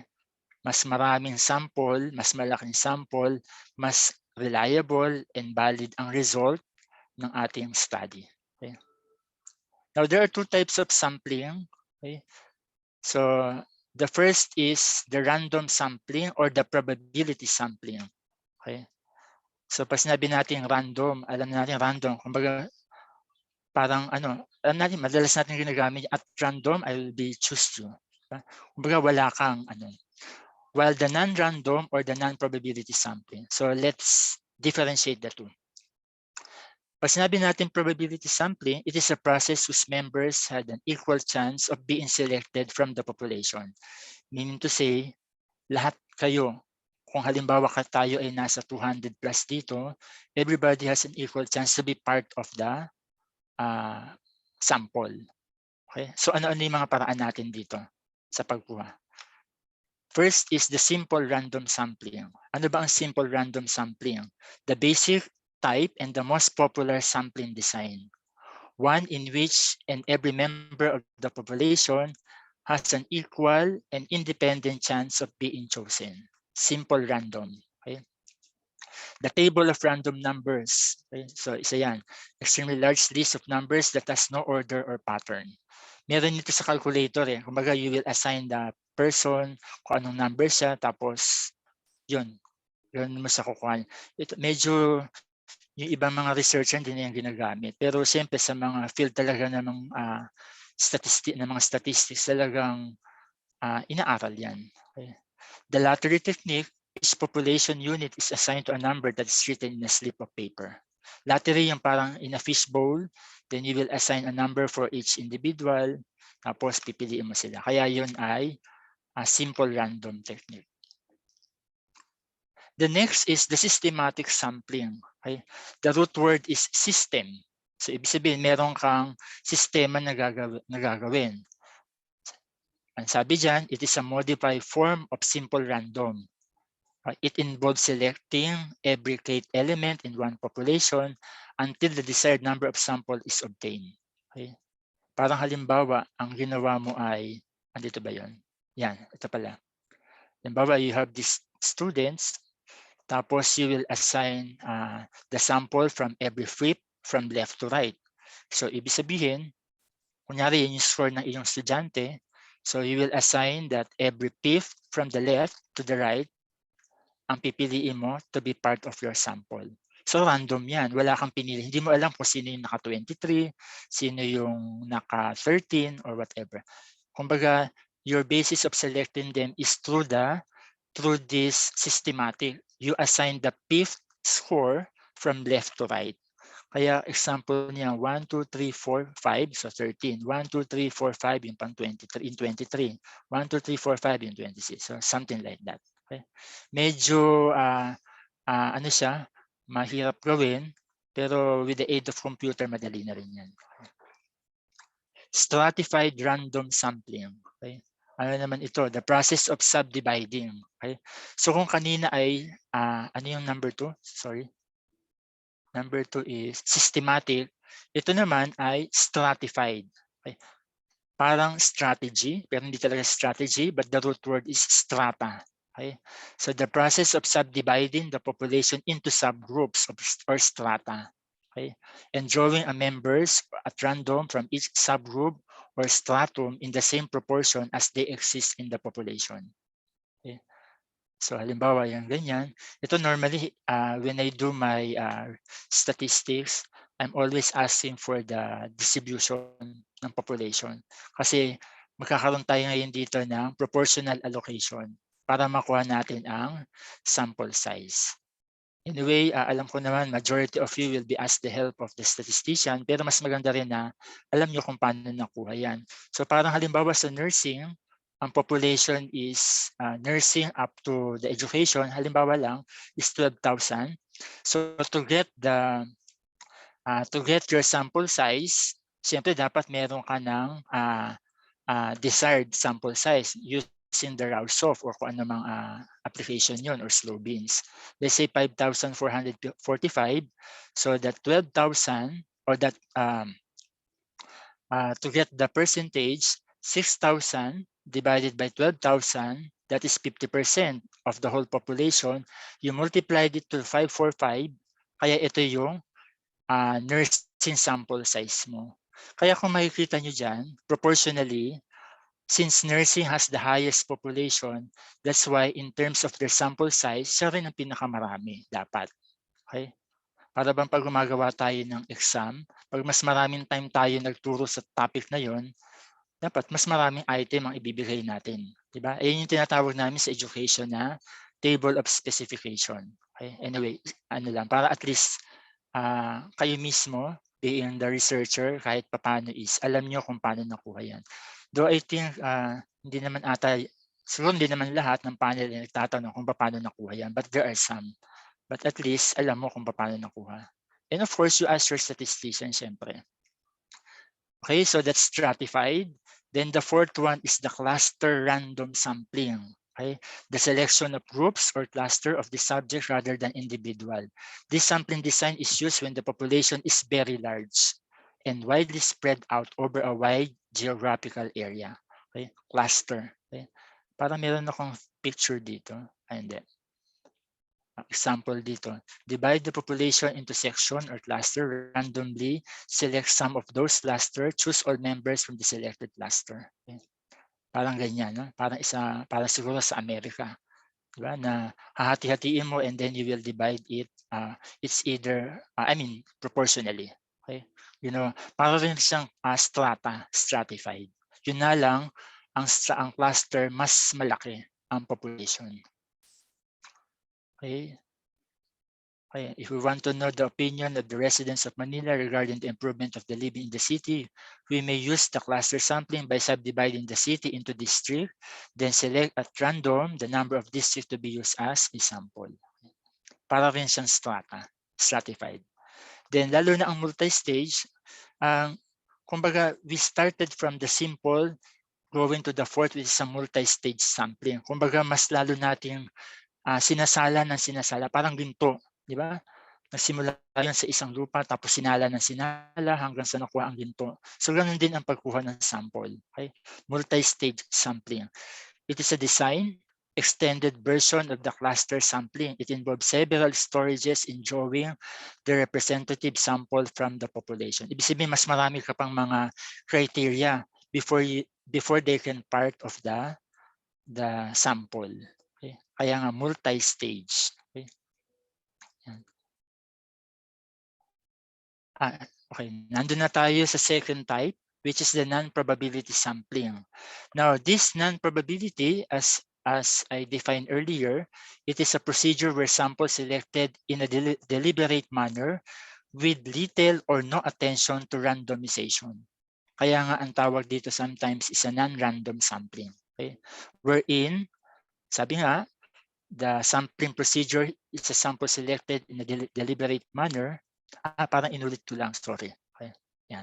It is a sampling method in which not all members, ito yung opposite niya kanina, na kung doon ay lahat may equal chance, ito is not all members of the population has a chance to be part of the study. Kasi meron kang mga tinatawag na convenience sampling. Okay? Convenience, literally convenient, parang ito yung makakapagpadali sa pagpili mo. Okay? This design is resorted. Okay? Sabi nga, resorted. Ibig sabihin, ito na yung pipiliin mo to when it is extremely difficult. Pag talagang hirap na hirap ka ng kumuha ng sample, then you can use the convenience sampling. Difficult to select a random sample. Example, a researcher may only include close friends and clients to be included in the sample kasi that is more convenient on the part of the researcher. Kaya convenience sampling.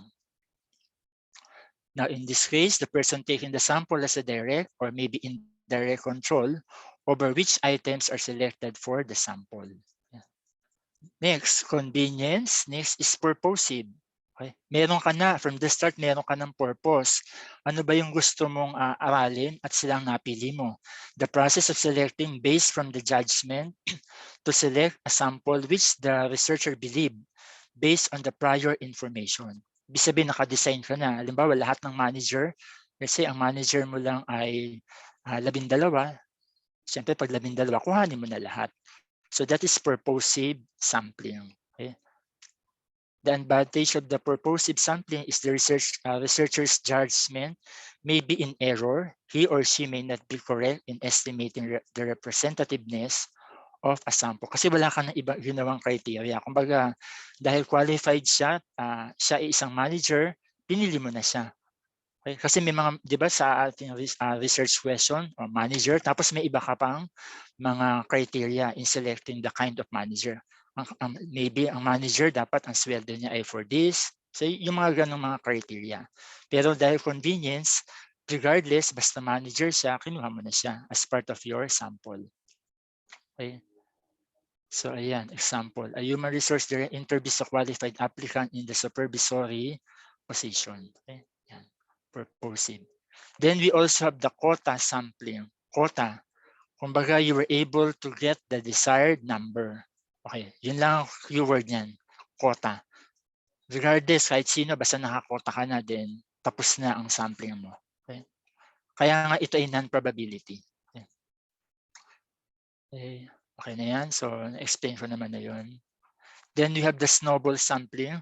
This design requires the identification of a few persons whose qualification meet the purpose of the study. So para din lang siyang purposive na convenience. Kaya nga meron iba ang ginagamit sa kanilang sampling design is purposive convenience sampling design. Pwede mo naman kasi pagsamahin yun eh. Okay? Yan. Okay, so basahin na lang natin yan. Ito naman voluntary. So yung mismong kaibigan mo gusto niya maging part, nag-volunteer na siya. So voluntary sampling. For a while ha, for a while.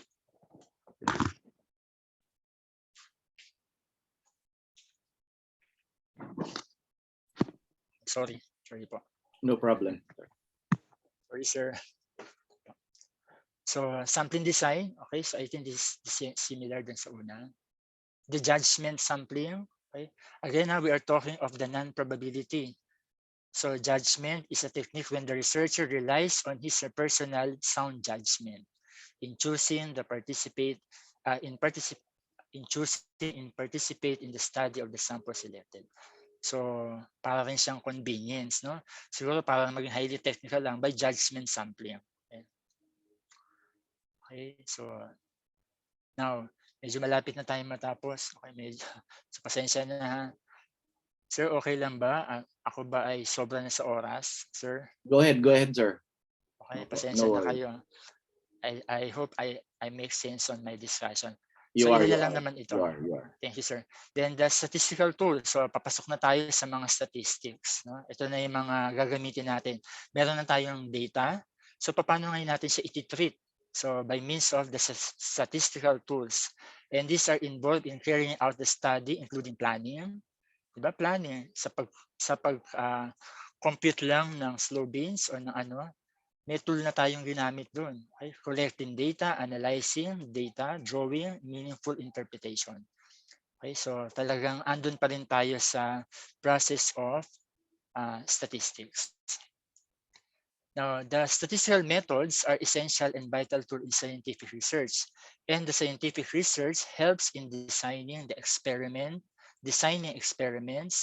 analyzing, and interpreting data. So that's really important in statistical tool. Okay? So kung meron tayong parametric data, we also have the parametric statistics. Ito yung parametric test, assume the normal distribution of values or a bell-shaped curve. Okay? Ito yung sinabi ko kanina na sometimes ito yung nakakaligtaan ng mga researcher na i-test yung parametric, yung tinatawag na bell shape o yung normal distribution. Okay? So yan yun. Pag sinabing bell shape distribution, yung halos para siyang curve, bell, parang yan. These are some example. Kasi meron tayong tinatawag na skewness o yung kurtosis. Yung skewness kasi parang halimbawa itong and ang skewness kasi ay yung tinatawag na masyadong peak either to the left or to the right. Okay? So itong normal curve, kaya dito sa aking illustration, the best example of a normal curve are in this part. Yan. Almost almost bell shape na siya. Same thing is with this. Yan normal yan. Tsaka itong yung first, yung nasa second column. Okay? Kasi itong nasa first column, although bell shape siya, pero mostly skewed to the right siya. Okay? Skewed to the right. Mas marami ang nasa left. Okay? So these parametric statistics are based on the assumption about the distribution of population from which the sample was taken. So that's why we are very after sa sample ng kukuhanin natin o gagamitin natin. Okay? And the commonly used parametric tests are, yan, medyo papasok na tayo doon. Ito yung t-test. Okay, so t-test or the paired or unpaired test. Sa amin, sa statistics, yan yung mga single, kumbaga, yung tinatawag na dependent at independent t-test. Okay. Ano ba? Analysis of variance, the non-repeated, repeated, or two-way or three-way ANOVA, the linear regression, and the Pearson R correlation. Okay. Pearson, sorry, hindi siya rank. Pearson R, sorry ha. Kasi meron tayong rank eh. Nasa non-parametric yan. Okay. So, yan yun. Sa parametric statistics. Okay. Now, for the non-parametric, these are not based on assumption, that is that data can be collected from the sample and does not follow a specific distribution. Okay? Kaya nga kapag hindi siya normal, isinishift ka agad sa non-parametric statistics.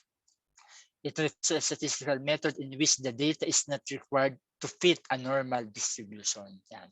Ibig sabihin, pag hindi siya normal, shift to non-parametric distribution.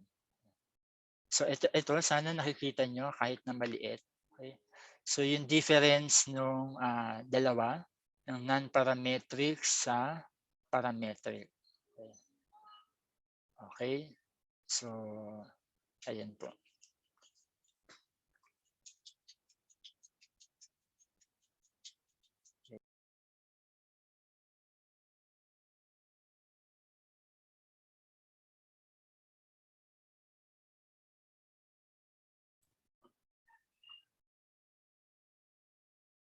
We encourage the participants to please do write your comments, observation, or queries in our chat box so we can allot time for a short open conversation with our resource speaker after the presentation. Thank you. Go ahead, sir. Sorry. Thank you, sir. Pasensya na. So you may just sit on it. Anyway, I think my presentation will be sent to the group, right, sir? So that the participant can have their Yes, sir. Yes, sir. Okay. So, para hindi ko na si sir sa masyadong basahin lahat. And also para magkaroon po sila ng reference. Okay?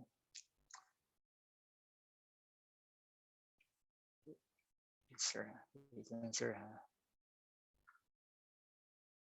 Wait, parang ano ako ba? Wait lang sir, parang nag-lag ako ha.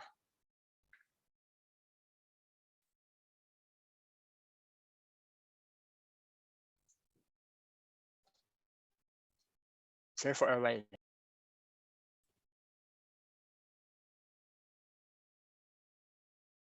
Yeah, we can see the screen changing. Yes, po. Sorry. Yan, sorry. Now, these are the parametric tests. Okay. Now, in comparison to the non-parametric, meaning to say, in this slide, for a parametric test, if we are using the paired t-test for a parametric test, now for a non-para, we can use the Wilcoxon rank sum test. Okay. Now, if we are using the unpaired t-test, actually, yung sinabi natin paired test, ito yung one sample population. Pag unpaired, ito yung mga independent sample mean. So for the unpaired, for the non-parametric, for the non-parametric, we can use the man-Whitley test. And of course, ito, mas kilala natin to relationship yan eh. The Pearson R correlation for the parametric test. For the non-parametric, we can use the Spearman rank correlation. Kasi rank ang ginagamit dito sa Spearman. And then for the parametric test, for the one-way analysis of variance or the ANOVA, okay, kapag non-parametric, we can use the Kruskal-Wallis test. Okay. Actually, generally, ang parametric test for sa ating mga hypothesis, meron lang tayong dalawang tinetest. It's the test of correlation or the test of relationship and the test of difference. Sometimes tests of relationship or association are almost the same, pero merong ibang mga statistician or even other statistics books na they differentiate. But generally, it's a test of difference and the test of relationship. Yan ang madalas natin nakikita when we do our yung mga readings of the related, yung mga readings natin sa mga dissertation and thesis.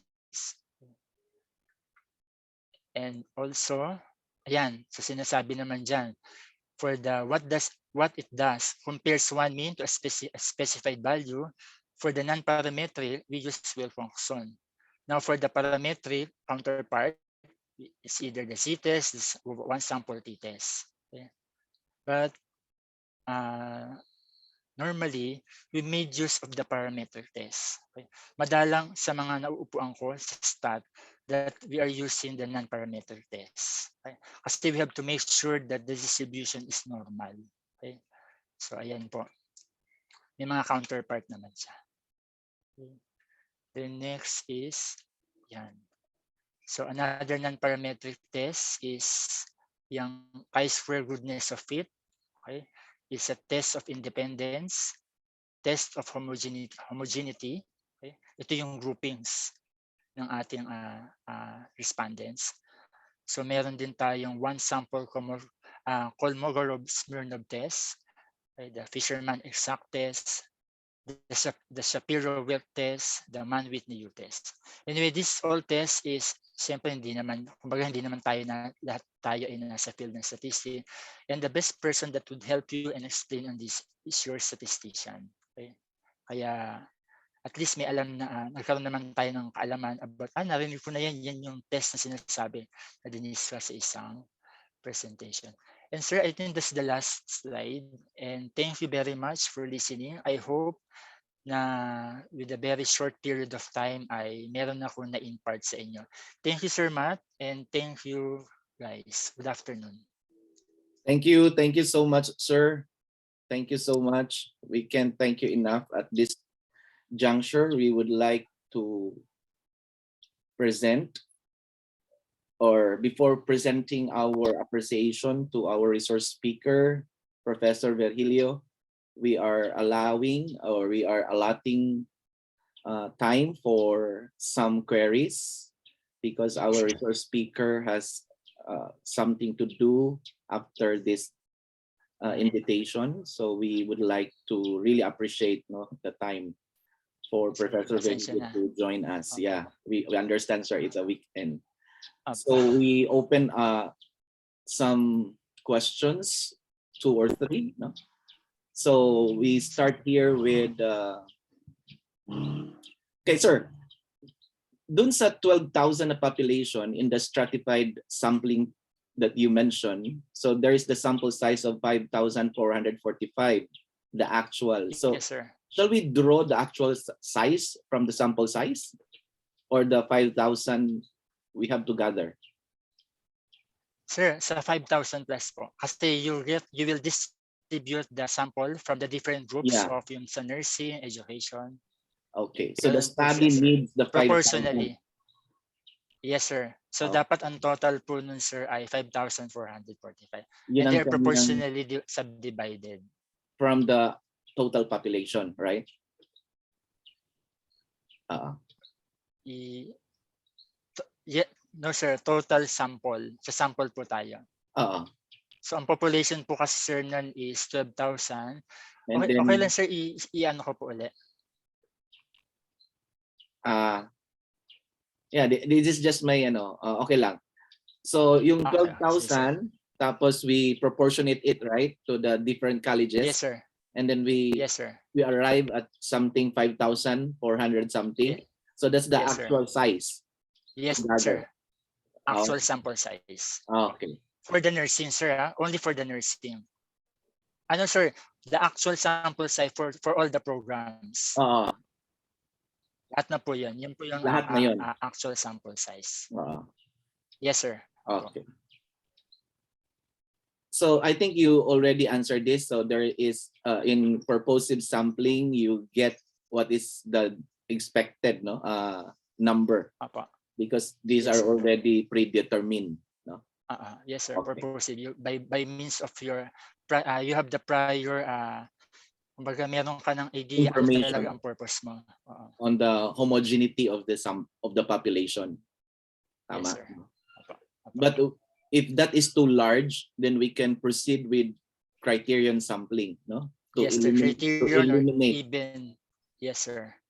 So You purposive can also criteria use to eliminate some of the samples, no? So we can get much more smaller by the use of yes, criteria, sir. no?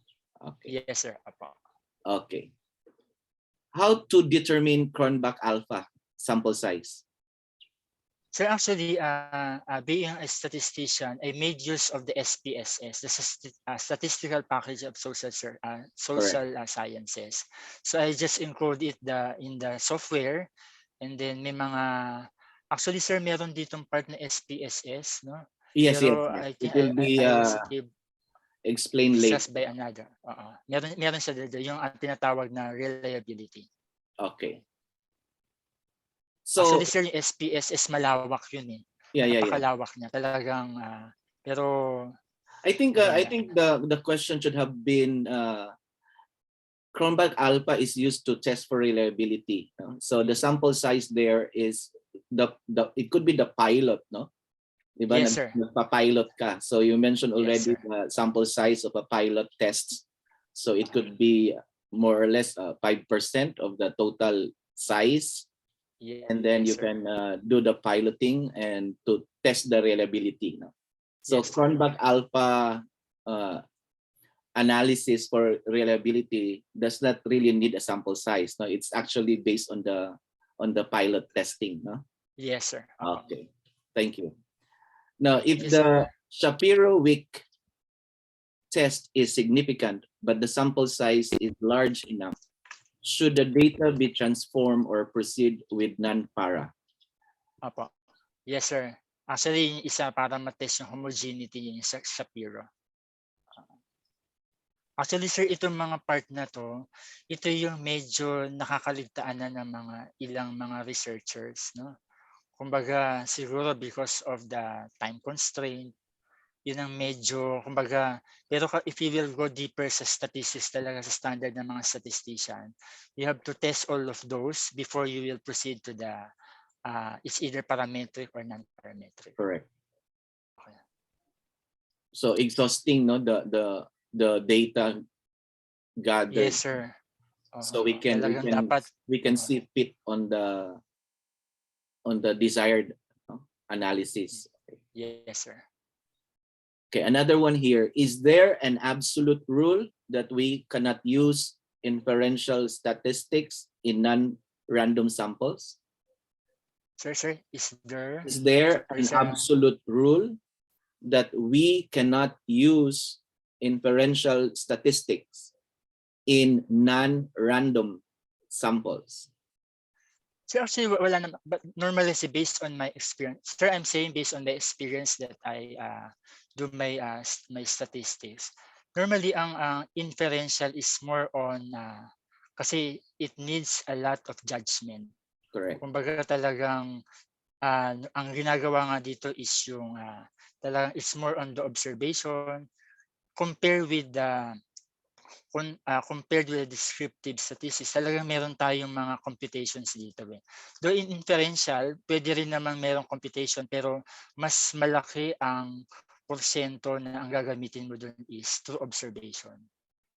Correct. Kaya talagang inferential is more on, hindi ko nasabihin na para sa mga psychologists lang, pero may mga ibang sciences din na pwedeng gumamit ng inferential, pero karamihan nga po ayaw ang inferential kasi para siyang qualitative research ang inferential. It's more on observation and more on kumbaga parang language quality of the data.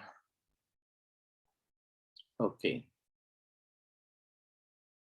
Or maybe perhaps we really have to secure that the sample derived and the data coming from the sample size would be accurate. Yes, sir. Very because important. Random sampling could be more appropriate, no, to draw inferential yes, statistics. Sir. Okay. Salamat po, Sir Virgilio. Thank you, sir. Thank you. Thank you, Doc Matt, and nice to see you, and I hope to see you in person, sir. Sorry, sir. Okay. I'm Of course, with reading, Dr. I'm Poblete. reading the chat box, no? So there, students are saying thank you. So I think we are into the last. Okay, ito po. Kung undetermined po ang population, ilang sample size po ang i-determine? Sir, parang personally, sir, parang mahirap yun. Hindi natin alam kung ilan ang sample, ay ang population. Then definitely, we cannot determine the sample size. Correct. Kasi the sample size depends on the population. Siguro kung sa nahihirapan siyang kumuha doon, siguro from the start, doon na siya mag-estimate. Ilan ang estimated population niya. Correct. At least meron tayong figure. Kasi we cannot determine the sample kung mismo sa sinimula, hindi natin alam ang population. I think the proponent of the question is raising her hand. So let me acknowledge Mylene. Melanie, sorry. Go ahead. Yes. Kasi Yes, po, sir. Yes, good afternoon po. Good Kasi po yung afternoon, population po nung tinatakal po namin is more on Middle East. However, the company is a US-based company. So marami po siyang offices throughout the on different countries. So example, I'm just giving 80,000 or 100,000 population. But even the HR cannot even determine how many populations is inside the UAE. Yun po yung struggle namin pagkuha ng sample size. Pero at least, ma'am, you have the estimate. So dun tayo magsimula sa estimate. Opo, yun so can I use the overall population po? Yes, which is po. Okay. Sige po. Or perhaps perhaps draw your scope and limitation, the parameters. Yeah. So maybe 80,000 is the entire workforce. And you're also you're only interested on the managers, supervisors. So particularly on UAE lang po, example. Yeah. What they're talking is that maybe the entire population of the organization is around 80,000, but you are interested on drawing the thoughts, no, of a sized sample for managers only, for supervisors only. So you don't need the entire laborers, no, to join your data. So maybe dun sa scope ma-determine, no, kung sino ba talaga ang gusto mong sumagot, no, dun sa tanong ng iyong thesis or research. I hope that it is making sense. Tama ba, Prof. Virgilio? Yes, sir. Yes, sir.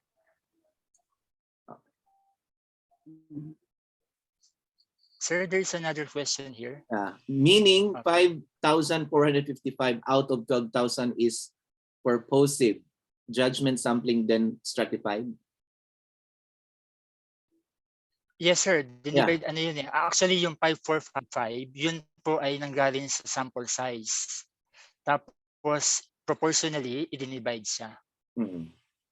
So, I think we cannot say na ito ay purposive or judgment sampling.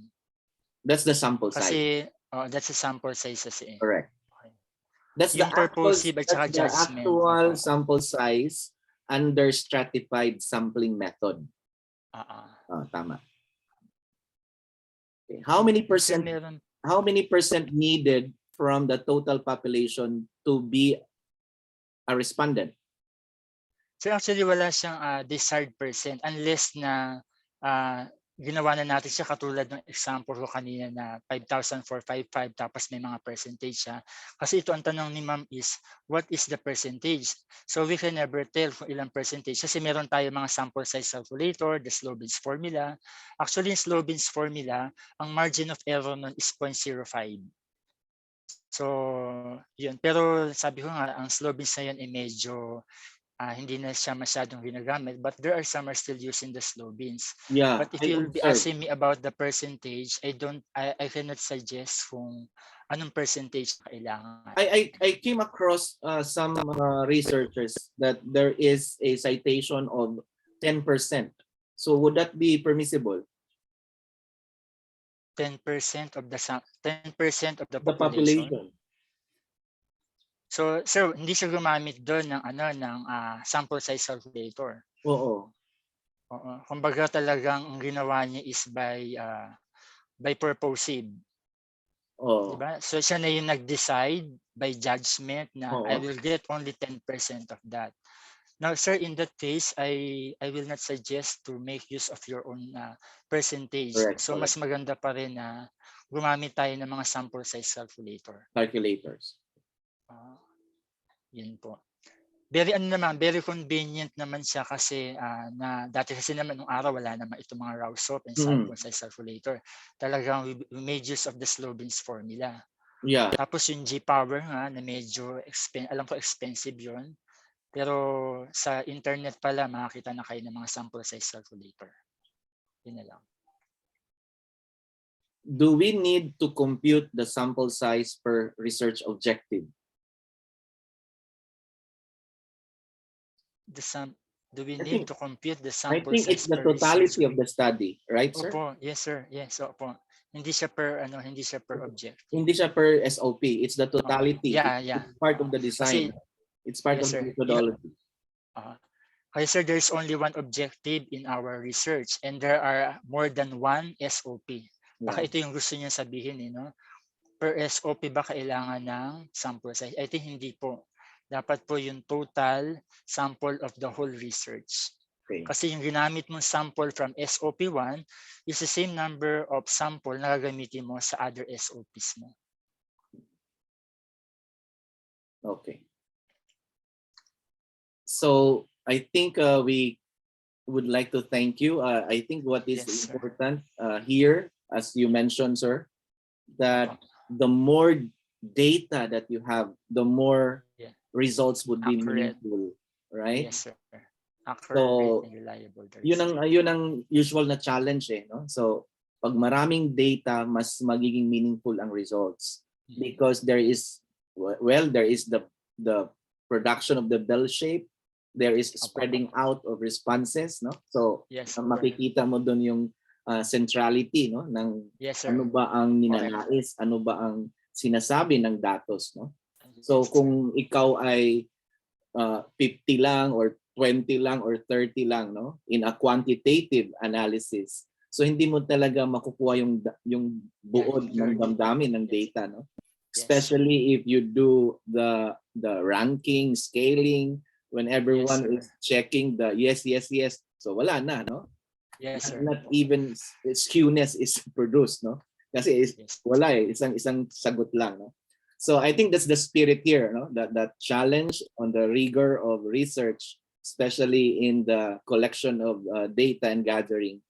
The more data that we can have, no, the more meaningful we expect, no, on analyzing, no, the problems at hand. Kaya sinabi mo yan yung pinaka-intro mo. So I think that's the most important, no, ingredient. The challenge of for us, no, thriving researchers, that nasa data ang nakasalalay, no, kung ano ang meaning, no, or generalizations na magagawa natin in the study. And there could be some permissible ways, no? Ito yung pinapayagan as long as you are able to justify in the methodology.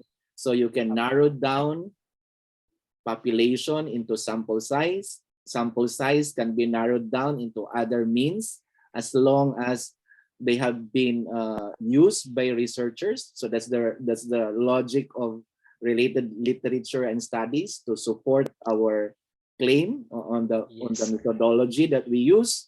Kaya dapat doon tayo sa mga published journals or sa mga published books, no, na ginagamit para i-cite natin, no, na kasi research naman is verification, no? So if those methods which previously been approved and reviewed, no, so pwede natin siyang gamitin. And I think those are some of the ways to narrow down, no? Especially if you talk about large population and, well, there is money involved in the gathering of data. So money, time, resources, no? So if you can narrow down or state in the limitations of your study, then there is no problem. But for as long as it is fit and it is reliability and validity were been tested, no, so there's no problem. Tama ba, no, sir? Yes, sir. Okay. So thank you so much po. Sir, before Yeah. before we end, sir, siguro isa lang to sa ano na masasabi ko doon sa mga researchers natin na siguro kaya rin sila medyo nagaan sa size, sa sample size, sa laki ng Dati may sample. mic to. Sa sample is siguro yung paraan ng pagkuha kasi noon. Pero kapag nandiyan na siya, kahit gano'n siyang kadami, do not be afraid kasi meron naman tayong SPSS. May mga software application na tayo na makakatulong. So what we need is to encode, then lalabas na ang ating kailangang result. Kaya huwag tayo matakot dun sa na dahil siya ay madami. Siguro ang mahirap lang talaga is paano siya mapaparami. Diba? Especially now na siguro yung ating movement, pero medyo lumuluwag naman. With the help of the technology now sa Google Form, napakadali na pong mag-gather ng data. Okay?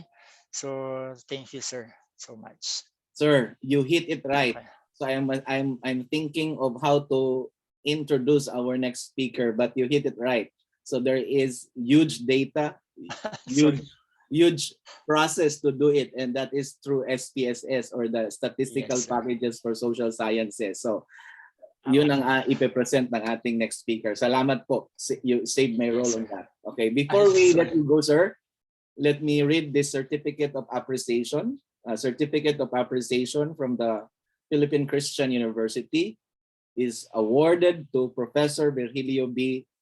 Terenal for his invaluable insights as resource speaker during the Research and Statistics Lecture Workshop Training, a webinar discourse for the Graduate School Studies of the Philippine Christian University Transnational Education Extension Program, given this second day of April 2022 via Zoom Meet, Manila, Philippines. Signed by our very own President, Dr. Junipen F. Gawan.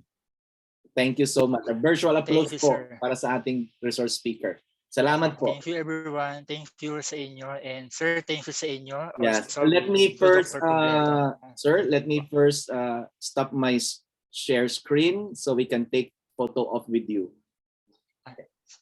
So may I request the rest to join me because we still have our resource speaker around for our photo op. Yeah, I have 6 slides, so let me start. Just 10 seconds of your smile. Go ahead. 1. Thank you. So we can have this photo op for our resource speaker.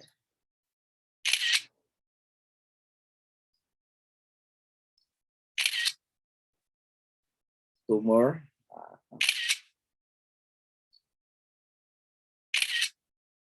Okay. Prof. Virgilio, salamat po. This is would be our not the last time that we will be seeing you because this is this is the format of our group, the MM Collab group. So we get support from you for those students that will be undergoing their thesis and dissertation. So we get in touch with you, with Dr. Lete around. Yeah. So we'll see each other more often. So maraming salamat. Thank you. And Okay? nice to see you, sir, and hope to see you in person, sir. I owe you. I owe you, sir. Thank salamat you. Po. Bye-bye. Okay. Sir, I have to leave, sir, ha? Yes po. Thank you po. Good afternoon po, sir. Good afternoon. Okay. So at this time, we shall naumpisahan na ni Doc Virgilio, Professor Virgilio ang kanyang analysis dun sa ating statistical tools, no? So from, I think this is from simple to more, I should not say harder, but more intricate, no? But as mentioned in my introduction, during the course of discussion in the panel defense, it has always been mentioned by the panel that the graduate school will have to go more farther than correlation, relationship, no? More farther going into estimates, and that is the use of the coefficient, and this could be done in the form of regression. So let's go, regression analysis. Our second resource speaker is Dr. Edgar Alan Uy, adjunct professor of the Collab Group. Maraming salamat po. So he has masters in economics and PhD in the same specialization.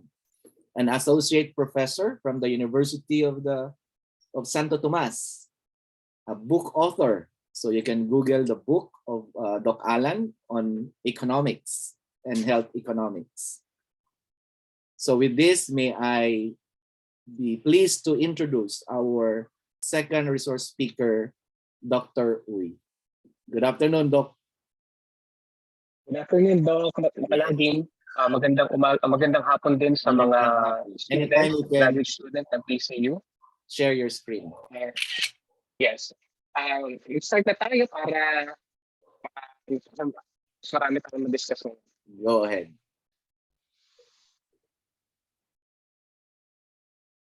So, I am tasked to present to you the basic of regression analysis.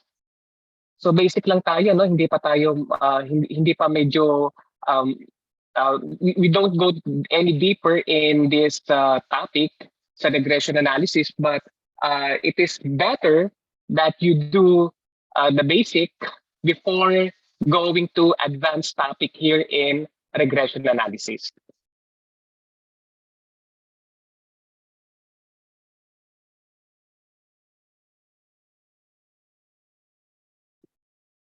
So choosing the right statistical tools in doing research. So we have two types of regression analysis.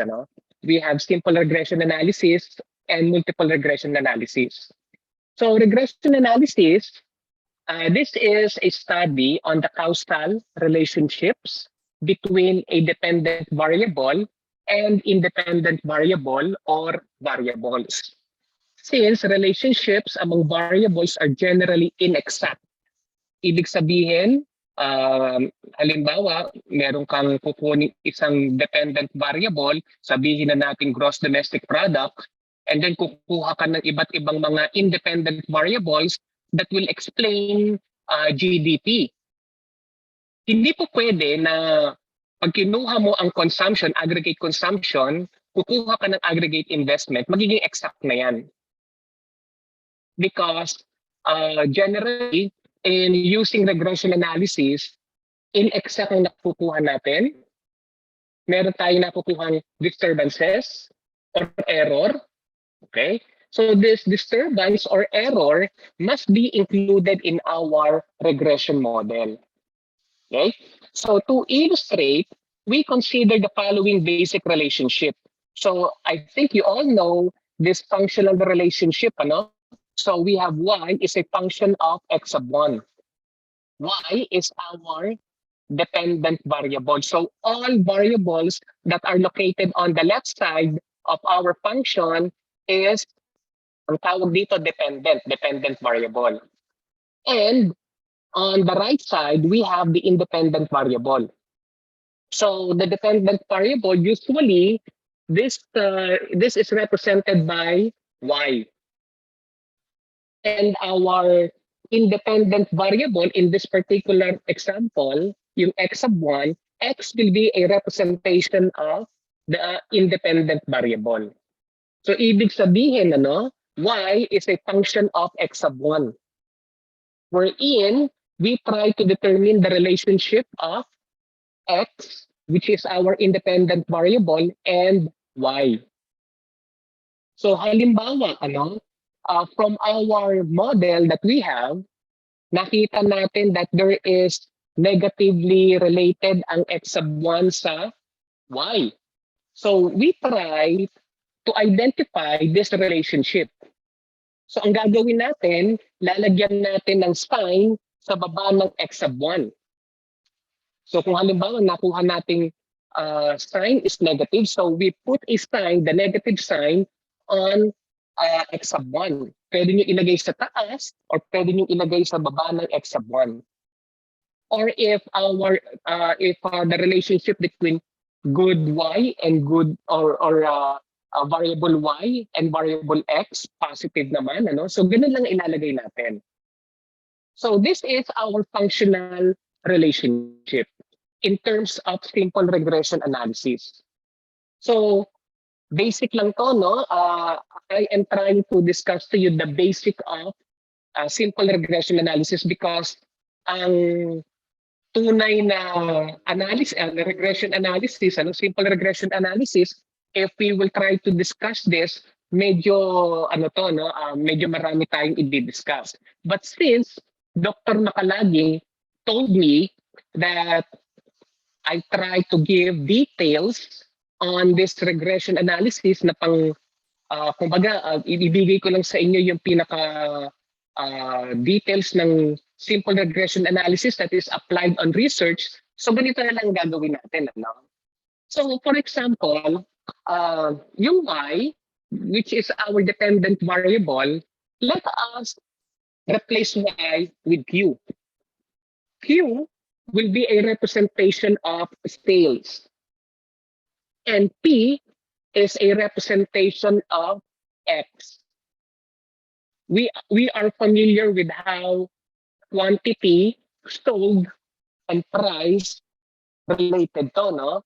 So these have a negative relationship pero hindi pa natin i-discuss or hindi pa natin ilalagay that price is negatively related with Q. So hayaan muna natin to, no?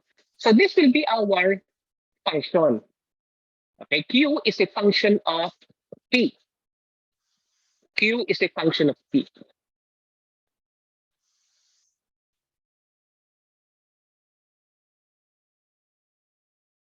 Now, expanding our function, okay, y is a function of x sub 1. Meron din tayong x sub 2. And meron tayong x sub 3 up to x sub n. Okay? So this means that y is not only a function of x itself, but y is a function of different independent variables. So, kapag gagamitin natin to, i-apply natin dito sa quantity. So, Q is a function of price. This could be x sub 1. Advertising expenditure, this could be x sub 2. And distance, this could be x sub 3. So, ang output kasi, or output sold, is a function of price, advertising, expenditure, and distance. Mamaya ipapakita ko sa inyo kung paano sinosolve ang pinaka regression model na to. Kaya lang hindi ako gumamit ng stata. I didn't use e-views. I didn't use spss because this is basic of regression analysis. So ang ginamit ko lang dito will be Excel. Well, you can use Excel, but the problem is with Excel, limited lang ang mga test nito. Unlike unlike in e-views or stata or spss, marami tayong test na makukuha rito. But in Excel, you can only test for this regression analysis with f-test, t-test, and p-value. So all of this, we will discuss this later on.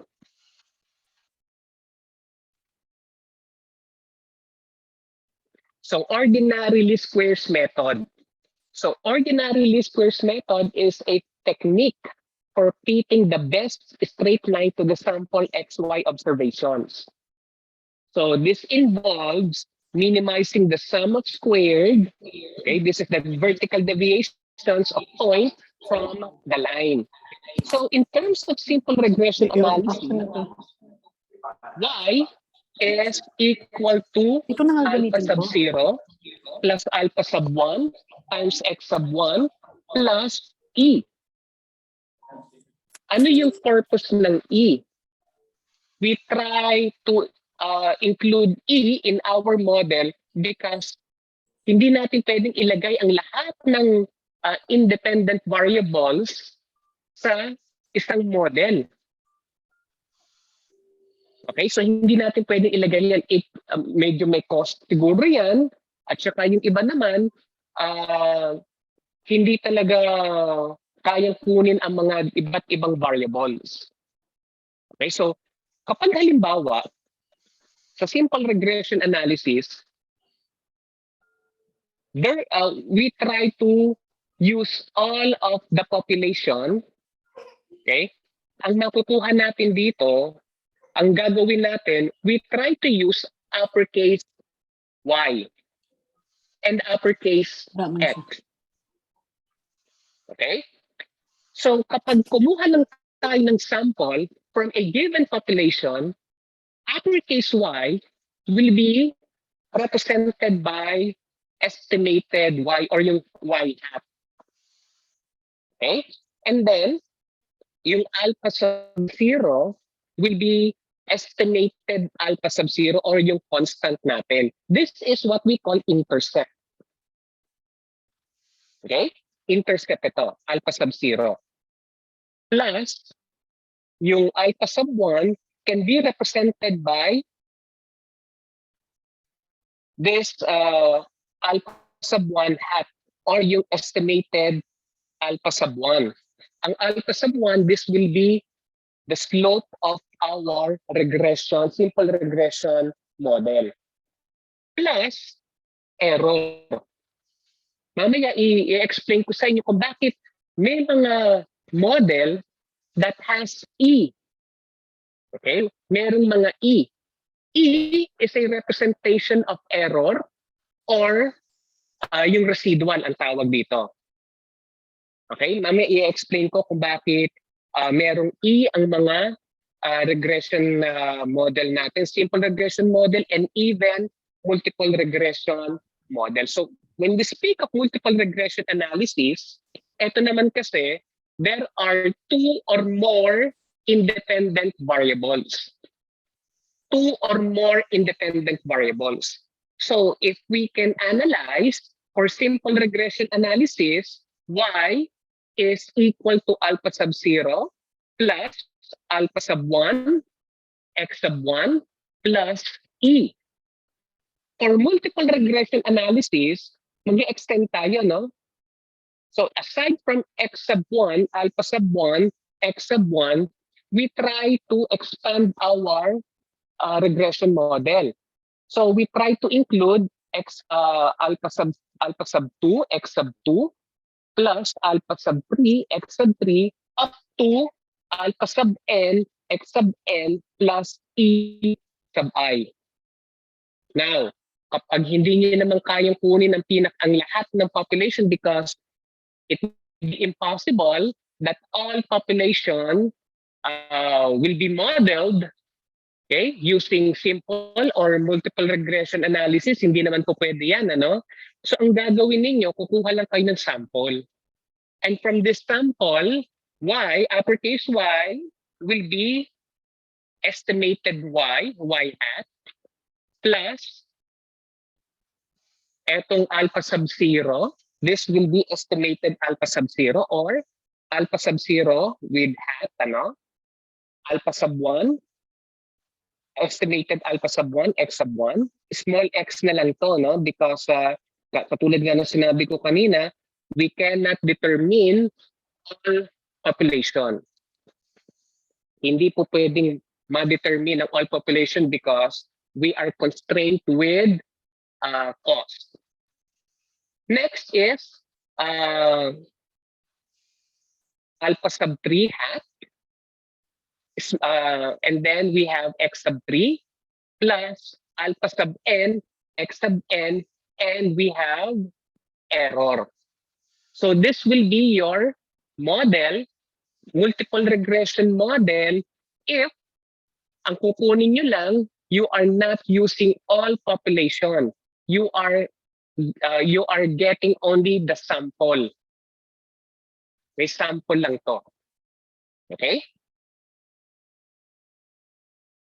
Now we have two types of model or models. Number one, we have stochastic model. Ito yung gusto kong sabihin sana sa inyo kanina, yung E. Because stochastic model will be the inclusion of randomness or uncertainty in the model. So, paano naging random? Paano naging random ito? For example, Q is equivalent to alpha sub 0 plus alpha sub 1, x sub 1. Okay? X sub 1 lang ba ang pwedeng maka-explain ng Q? Hindi di ba? It is not only x sub 1, but you chose x sub 1. So, nasaan na ang x sub 2, x sub 3, at x sub 4? Nawawala yun di ba? Because in simple regression analysis, we only have one independent variable and one dependent variable. So, ang effect ng ibang mga variables, yung x sub 2, x sub 3, x sub 4, x sub n, this will be carried by the error. Kaya ang tawag dito, randomness or yung uncertainty.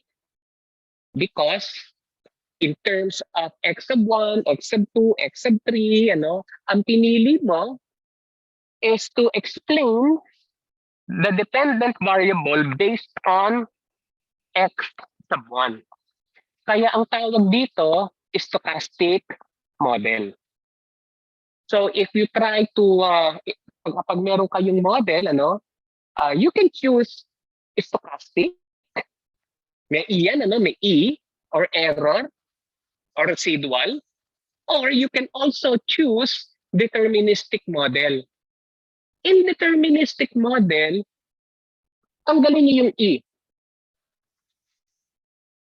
So, deterministic model always have a set of equations that describe the system inputs and outputs exactly. Ibig sabihin, kung halimbawa, we follow the model, Q is equivalent to alpha sub 0, yan yung constant natin, plus alpha sub 1, this will be the slope of P and Q, plus alpha sub 2, this will be the slope of advertising expenditures. This is represented by ads. Okay? Ito naman ang slope ng advertising expenditure and Q. And alpha sub 3, this will be a representation of advertising of distance and Q. Wala na tayong E. So in deterministic model, only P, ads, and distance or yung this, these three independent variables, okay, talagang sasabihin nyo merong effect sa output. Unlike in stochastic model, hindi lang talaga x sub 1 ang magiging can have effect on Q. But we have other variables that have effect on Q. Kaya lang hindi natin isinama sa model na to, but yung E, ito ay magre-represent ng x sub 2, x sub 3, x sub 4. Now, in deterministic model, meron ba tayong E? Wala tayong E.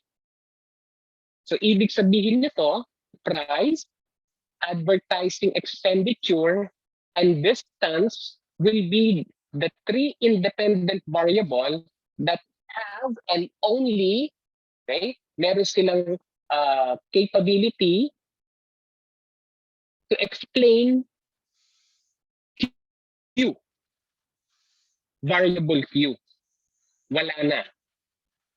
Kumbaga, so price, advertising expenditure, and distance. So itong tatlong ito lang ang merong Q has three exactly independent variable.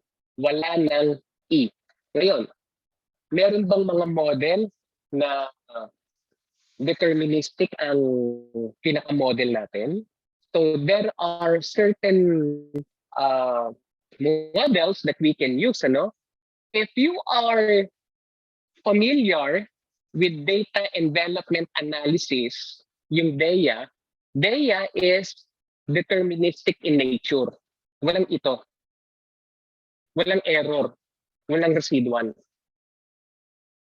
So if you are finding the efficiency, okay, kung ano yung mga ibibigay mong mga independent variable, yun na yun. Yun na talaga ang merong, yun ang nakakapag-explain ng dependent variable sa DEA. And yung DEA na yan, meron ding regression analysis yan. And the regression analysis or regression model will be deterministic. Deterministic ang pinaka-model ng DEA. Okay. So we have test of significance of parameter estimates. We have three. Okay? We have three tests of significance. Ano? Yung F statistic, P statistic, and P value. Kapag gagamit kayo ng manual computation sa F statistic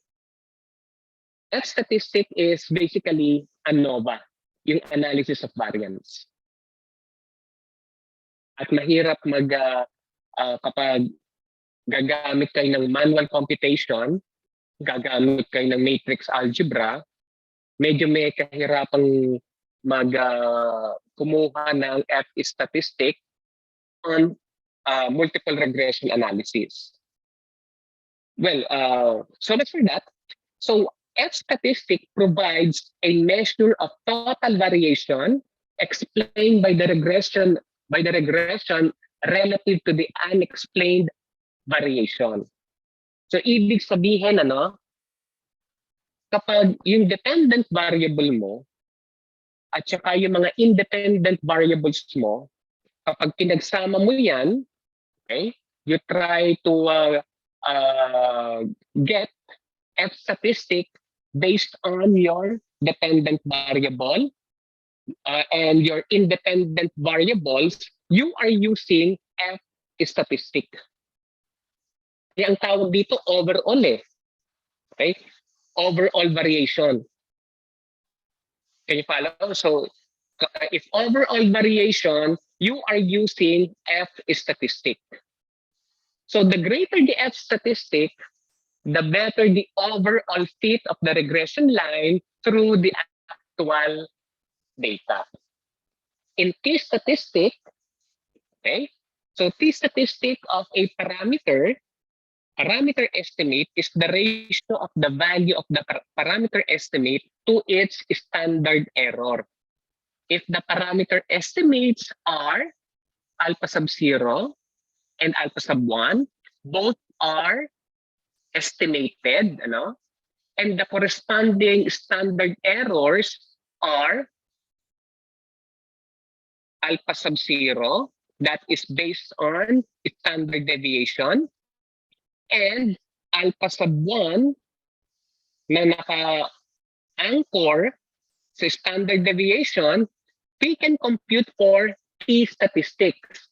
And T statistics are, like what we have here, alpha sub 0, estimated alpha sub 0, divided by standard deviation ng alpha sub 0, and T statistic of alpha sub 1, estimated alpha sub 1, will be equivalent to estimated alpha sub 1 divided by standard deviation of alpha sub 1, estimate of alpha sub 1.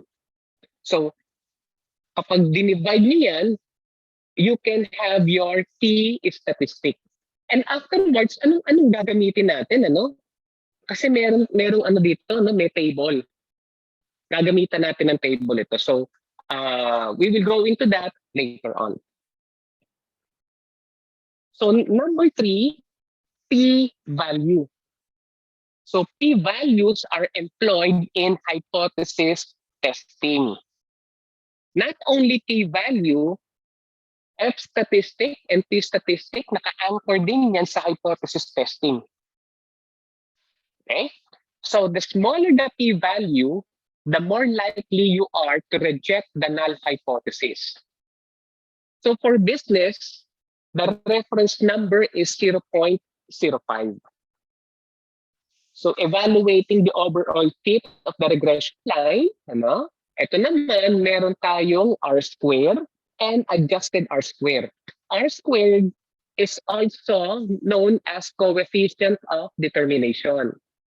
So this indicates how well the regression line explains the sample observation of the dependent variable. So the value of R squared is between 0 to 1.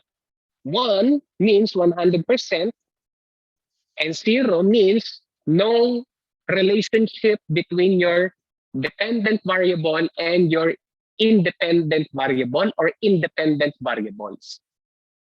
In adjusted R square, the coefficient of multiple determination adjusted for the reduction in the degrees of freedom as more independent variables are included in the model. So ibig sabihin ng adjusted R square, kapag nagkakaroon ka ng, halimbawa, ang una mong ginawa ay simple regression ka lang.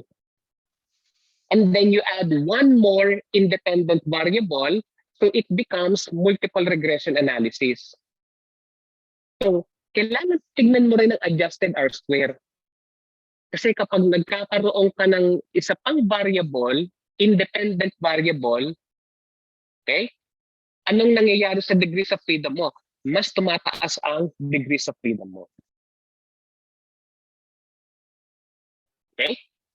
So, 3 types of data used in regression analysis. Number 1, kung halimbawa, your dissertation is based on financial statement, yung mga financial ratios. Kapag time series data, this means that you have to get at least 30 observations. Kasi kaya sinabi kong 30 para makasunod tayo doon sa critical value. Okay? 30 observations, this will be the minimal observations that you should have. 30. So ibig sabihin, kung halimbawa ako, sa economics ako, kung yearly, inflation, yearly, from 1985 up to 2005, so yan, time series data yan, yearly. This is a low frequency data. Kapag naman days, high frequency data yan. You can also use quarterly, monthly, or weekly. So it depends kung anong klaseng data meron kayo. Pero kung halimbawa, meron kayong yearly, meron kayong quarterly, okay? Depende kung ano ang pinaka gusto ninyo sa dissertation ninyo. But you can use any of this time series data. In cross-section data, this is a data set at a fixed point in time. So for example, in a particular industry, you have many companies that are operating in a particular industry. So pwede kayong kumuha ng mga financial statement sa company A, company B, company C, hanggang company Z. And then that will be your data to be used in regression model. So halimbawa, regression analysis is not only concentrated on secondary data. You can also use primary data. And primary data, yan sa cross-section data. Ibig sabihin, individual A, individual B, individual C. So magkakaroon kayo ng survey. So merong mga survey, may mga point kayo, variable, may mga variables kayong titignan, and then sa mga variable na yun, may mga sagot ang mga ang mga individuals that na tingin ninyo ay makakasama doon sa pinaka-study ninyo.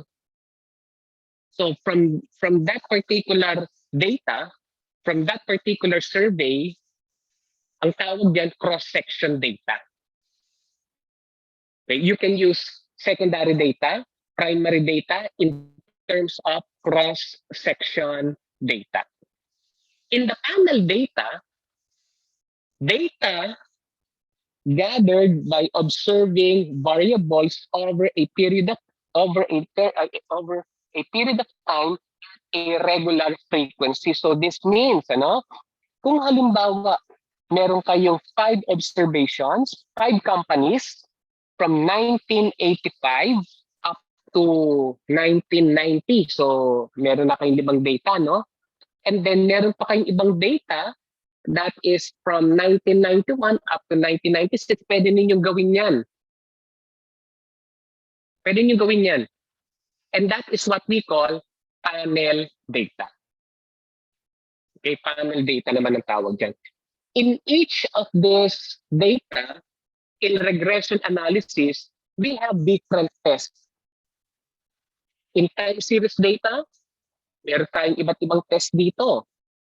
And the test that you use in time series data, hindi pwedeng magamit ninyo sa cross-section data.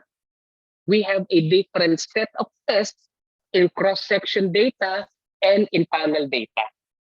Kaya magkakaiba yan, magkakaibang test ang ginagamit natin kapag time series data, cross-section, and panel.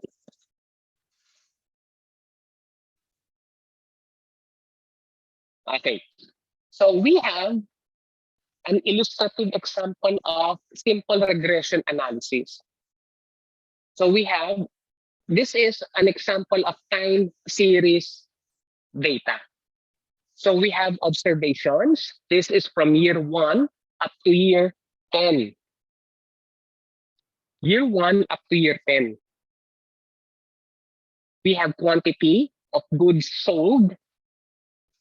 For year 1, we have 180 units. Year 2, 590 units.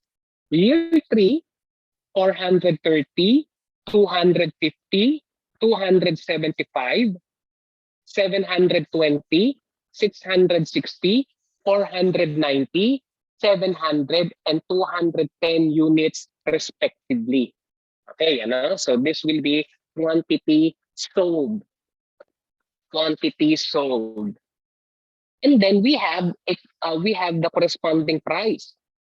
So year 1, you were able to sell 180 units at a price of 475 pesos each. For year 2, you were able to generate 590 units of goods that were sold in year number 2 at a price of 400 units. So, third observation natin, or third year, 450, 550, 575, 375, 375, 450, 400, and 500 pesos each. So this will be our data.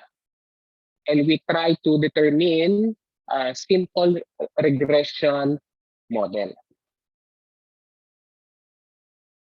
Ang sabi ko kanina, medyo hindi ako gumamit ng SPSS, but if you try to be serious in regression analysis, merong mas magandang software. For time series data, mas maganda kung eViews ang gagamitin ninyo. For cross-section and panel data, Stata. So these are applications. We have more applications, Pwede rin yung marami mga applications na available ngayon eh. Pero kapag eViews sa time series data, and then sa Stata naman ay cross-section and panel data ang mas maganda ang stata. Well, for illustrative purposes, we have this, yung Excel. So in your Excel, click on data. Okay, click data. And then you also click data analysis. Okay, click data and data analysis. So if you click on data analysis, this will appear yung analysis tools. There are different types of analysis tools. We have random number generation, rank and percentile, regression, sampling, t-test, yung pair two sample per means, two sample assuming equal variances. But since we are dealing with regression analysis, you click OK sa regression. Okay? So click OK kapag nasa regression na kayo. Okay? Now, meron tayo in regression analysis, we have this particular output, input Y range and input X range. So in input Y range, ilagay niyo yung cursor ninyo sa quantity because this will be our dependent variable. Quantity will be our dependent variable. Okay? So, kapag inano niyo to, put your cursor in quantity and then drag up to 210, lalabas dito yan. Input Y range will be your variable Y. And input X range, you put your cursor in this price, up to 10. Lalabas yan dito. Now, huwag niyo pipindutin itong constant is 0 dahil hindi pwedeng wala tayong constant, So it is better to have constant. And then confidence level, 95%. So what is the meaning of 95% confidence interval? This means that there is 5% error. You are assuming that there is a 5% error in your model. Can you follow? So 5% error. In business, social science, 5% error talaga tayo. Economics, we also use 5% error. But sa medicine naman, meron naman sila 1% error. So much for medicine. Dito tayo sa business, business, meron pala tayong mga medical, mga doctors, nurses, and other medical profession that are also andito sa webinar na to. For medicine, medical profession, your confidence interval will be 99%. 1%, this will be your error. Okay. So output range, kung saan malalagay ang inyong ang output natin. So ang inilagay ko sa dito sa D up to R, up to 31. You need to check on residuals. Okay? Kasi mamaya, yung estimated Y, kailangan natin yan, And then we try to, I will try to show you how the error is being pointed out in this residual. So ang residual na to, this is allowing error in your model.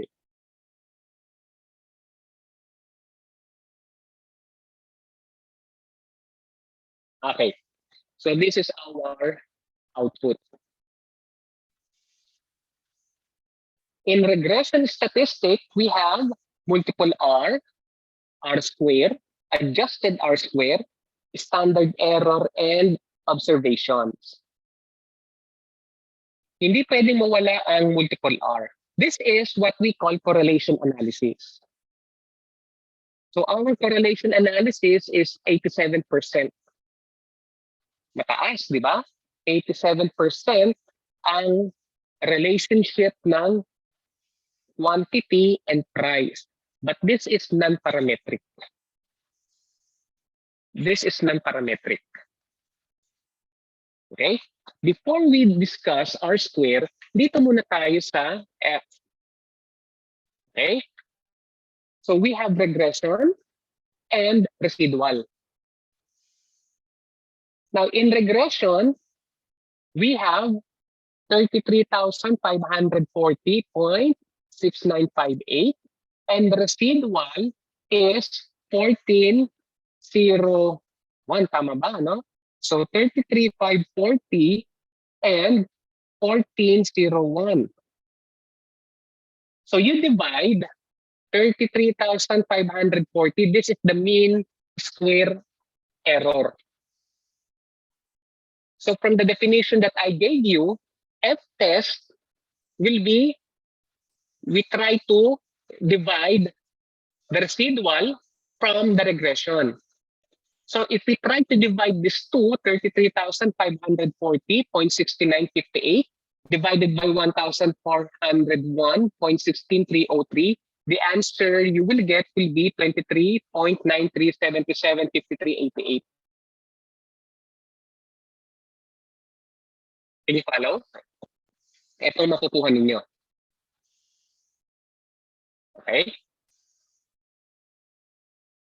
So what is the significance of F? This will be our p-value. Now, kung halimbawa, this will be your F statistic. And F is statistic. Ito, no? Yung regression divided by residual. This will be your F statistic. Now, F statistic is not used in simple regression analysis. But for academic purposes, sabihin na natin that we need to determine yung F, yan. We need to determine yung F distribution, and we need to compare this F distribution to F statistic. Ano? I think tinatawag na F test. Okay. So if you have your book, kahit na anong book, ano, sa statistics or sa managerial economics, meron tayong table dito, no? F table. And in your F table, sa upper, we have degrees of freedom for numerator. Yan yung raw. Degrees of freedom for numerator. And we also have degrees of freedom for denominator. Ito naman yung column. Pag pupunin natin ang F stat, K minus 1, okay? K minus 1, this will be to determine the number in your degrees of freedom for numerator. K minus 1. K will be a representation of the number of variables. Ilang variable ba ang ginamit natin sa simple regression analysis? So we have two variables. We have the dependent and independent variable. K minus 1 because we need to deduct 1 sa degrees of freedom. So 2 minus 1 will be 1. So meron na tayong value, ano? In the degrees of freedom for the numerator. And then, to determine the value of degrees of freedom for denominator, ang gagawin nyo naman, n minus k. N will be the number of observations, that is 10, and the number of variables that you used in simple regression analysis. We have the dependent and independent variable equivalent to 2. So 10 minus 2, 8. So you try to determine the value by looking at 1 and 8. So ang magiging value ninyo is 5.32. 5.32. Since F, yung F statistic ninyo will be, F value ninyo will be 23.937753A. This is greater than F table, which is 5.32. Ano masasabi niyo dyan? Should you accept or reject the null hypothesis?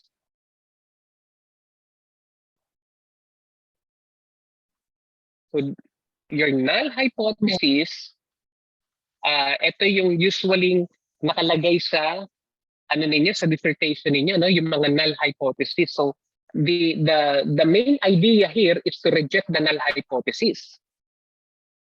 Okay?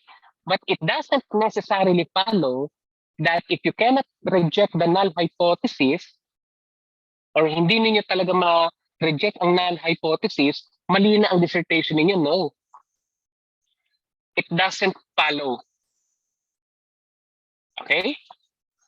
So, what will be your null hypothesis? What will be your null hypothesis? What is your null hypothesis in terms of simple regression analysis? Meron na kayo nakuha ang F value, ano? Or F statistic, which is 23.93775388. And ang F table niyo will be 5.32. So this means that your F statistics is greater than the tabulated F. If that happens, ano ang dapat ninyong gawin sa null hypothesis ninyo? Should you accept or reject your null hypothesis?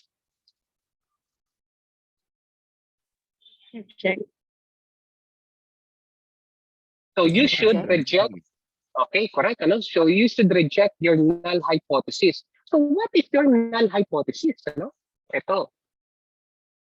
O means negative statement. There is no significant relationship between quantity and price. Walang relasyon ang quantity and price. For example, balik tayo rito. Halimbawa, ito ay 3.93775388, while your F table shows that the value is 5.32. Mas mataas ang nasa table ninyo. If that happens, Oliver Dachurukan has left the meeting. Oliver O should be accepted. O should be accepted. But since your F statistic is 23.93 and your F table shows 5.32, anong gagawin natin? Reject our null hypothesis. This means there is a significant relationship between quantity and price.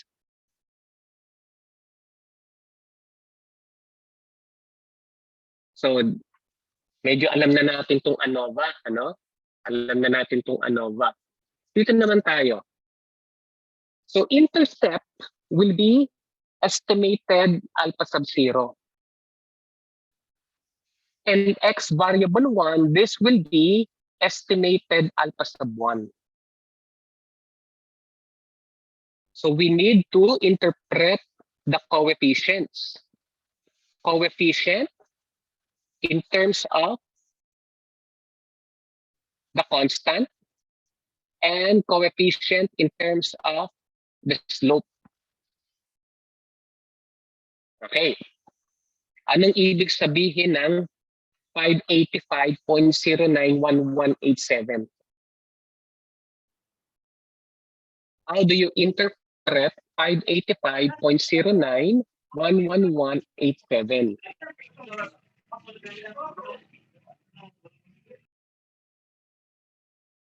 So this means that if there is, if the price will be equivalent to 0, price equals to 0, walang presyo. Walang presyo. So this means that the product is a free good. Free good eh, wala kasing presyo eh, no? So you can sell 585.09 units of the good.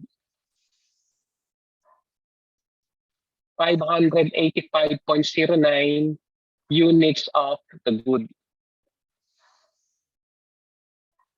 Can you follow? Ano? So, madali lang naman yan.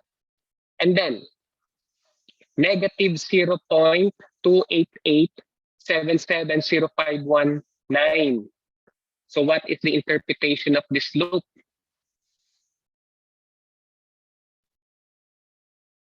What is the interpretation of this loop?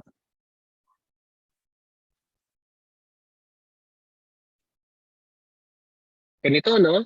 Since this is the average, ilalagay niyo siyempre on the average. On the average, a 1 peso increase in the price of this good quantity will be reduced by 0.288770519. Tama ba yan? Tama naman yan. Ano? Kapag tumataas kasi ang presyo based on the law of demand, papasok na yung law of demand dito, pero alam niyo naman yan, ano? So this meron tayong basis. We have a certain basis. And yan yung theoretical background ninyo. You should have theories to back up your study. And conceptual framework nyo naman, yung ginagawa ninyong model.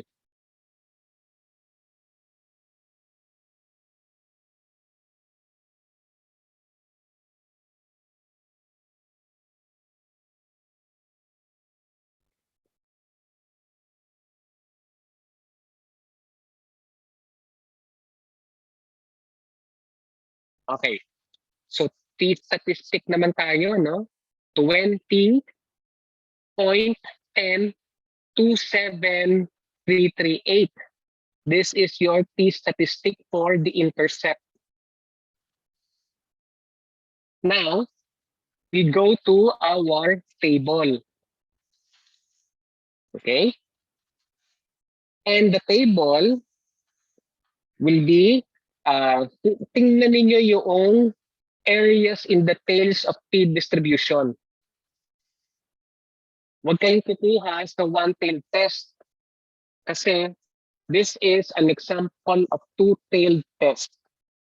Because based on our hypothesis, this is an example of two-tailed test. Kasi kapag one-tailed test, this means greater than 10 or less than 10. Pero hindi naman natin, wala sa hypothesis natin yan, di ba? So this means that our t-test will be two-tailed. Okay. So since your confidence interval is 95%, meron kayong 5% level of error. So in your probability, choose 0.05. Choose 0.05. And then n minus k, or 10 minus 2 dependent and independent variables. So what is the value? The value of 0.05 and 8, that is 2.306. 2.306. Okay. Sa intercept, can we accept the null hypothesis or reject the null hypothesis?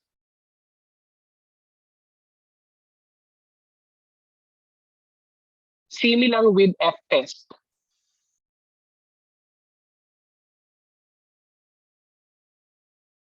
So in terms of the intercept, we should reject the null hypothesis.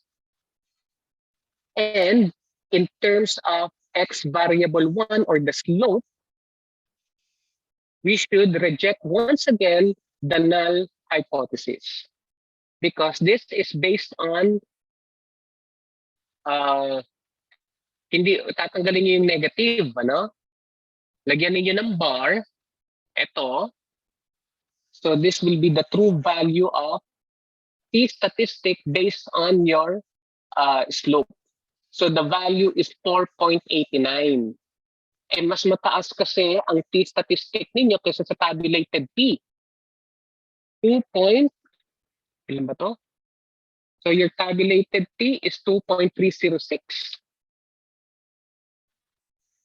So the computed t statistic of your intercept and x variable will be greater than your tabulated t.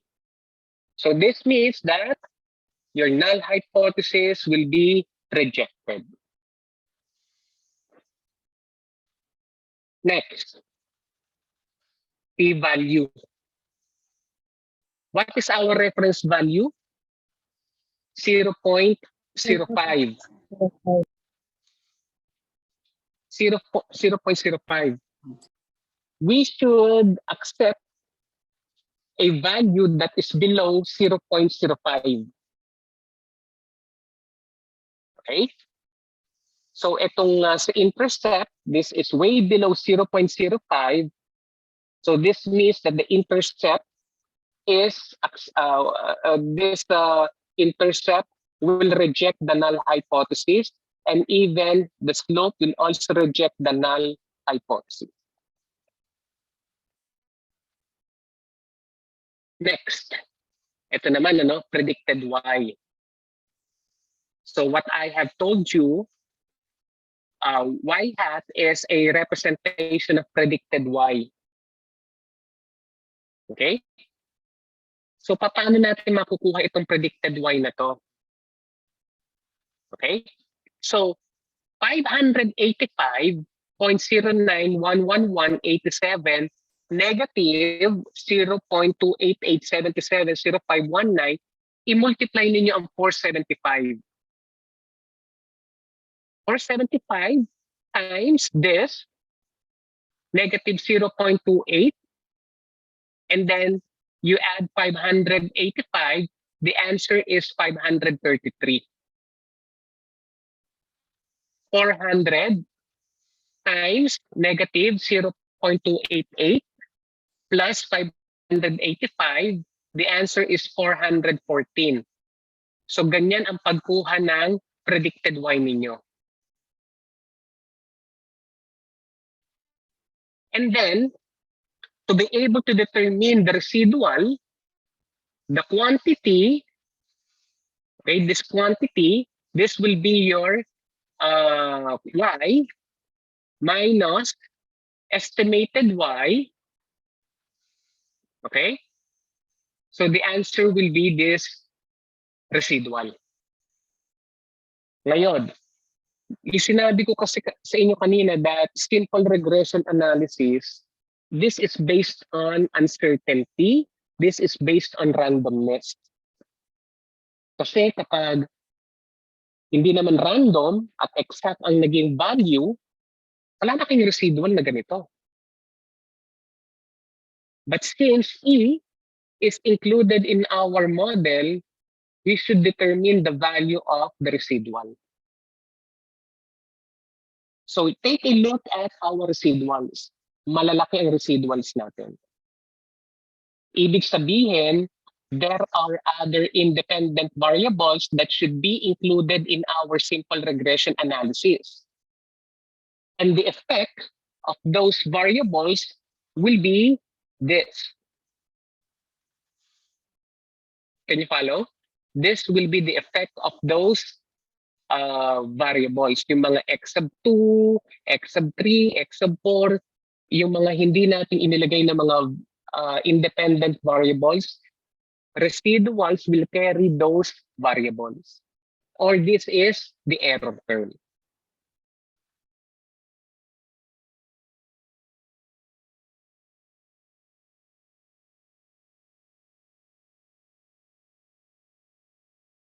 Next.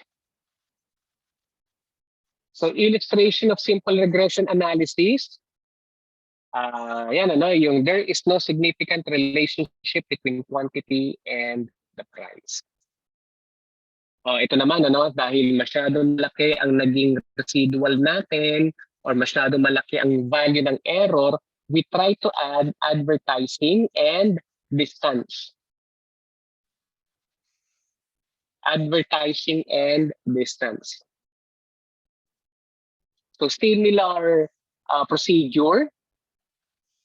Quantity, this is our dependent variable. Andito yan sa input y range. And then sa x range, all of this, okay, all of this should be included in your input x range. We have confidence interval of 95% output range. And the most important thing here is to determine the residual. So this will be your illustration of multiple regression model. Meron pa pala akong hindi na di-discuss dito, no? Nakalimutan ko. Itong R-square. What is the interpretation of R-square? This means that 75% variation in Y, in quantity, is due to the variation in the price. 75%. So this means that there is still 25% that is unaccounted for. Malaki ang 25%. 25% is a huge number. So because of that, ito. This is our multiple regression model.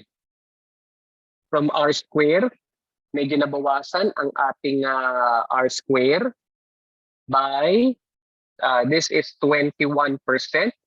So ang 4% is explained by advertising and distance. Okay? Advertising and distance.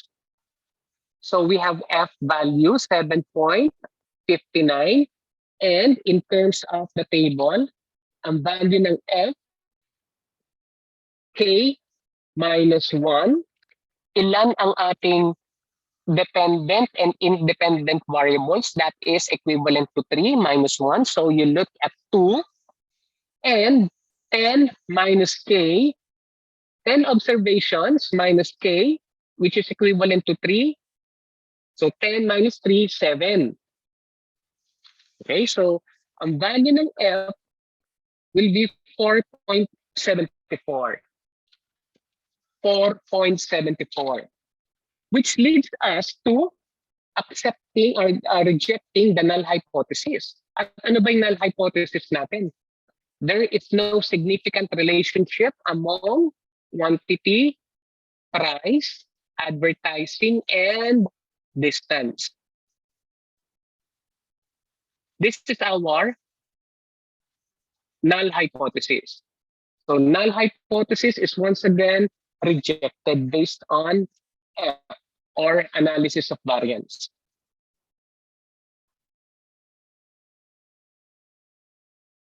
And in the intercept, estimated alpha sub 1, estimated alpha sub 2, and estimated alpha sub 3, we have 135.148159. negative 0.14, 31, 23, 8, 0.53, 81, 607, and negative 5.78, 39, 38, 4. So this will be your parameters. So paano kayo kuha ng t-statistic? Ano? So ang t-statistic is testing for individual parameter. Yung intercept, estimated alpha sub 1, estimated alpha sub 2, and estimated alpha sub 3. So 6.54, while ang ating tabulated t, 0.05, and 7, that is 2.365. 2.365. 2.365. Meron bang, so this means that advertising is statistically insignificant because the t-statistic for estimated alpha sub 2 is 0.8466. Mas mataas kasi ang nakuha nating value in terms of t, tabulated t, which is 2.365, while t-statistic is only 0.8466, 96,415 in estimated alpha sub 2. Predicted y, this coefficients 135, and then you try to multiply 250, 11, and 12. Okay, so the answer is 35.879712, 56.11085446, 49.89, 51, until you reach 57.9386, 46.7. This will be your predicted y, and the residual quantity minus the predicted y. Okay, so ito yung magiging value mo. Malaki pa rin ang residual.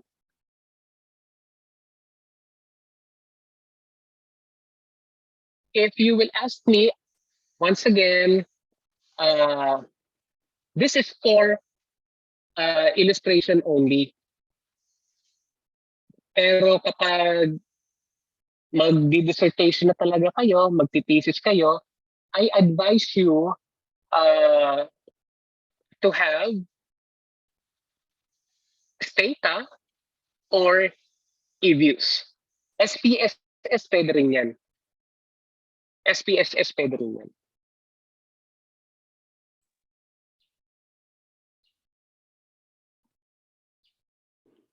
Thank you very much. Woo! If you have questions. Thank you. Thank you so much, Doc Uy. Thank you, Dr. Makalaging. Thank you so much. So I think that was academically, I hope not frustrating for all of us present today, because parang marami nang left the group nung nakita na ang regression.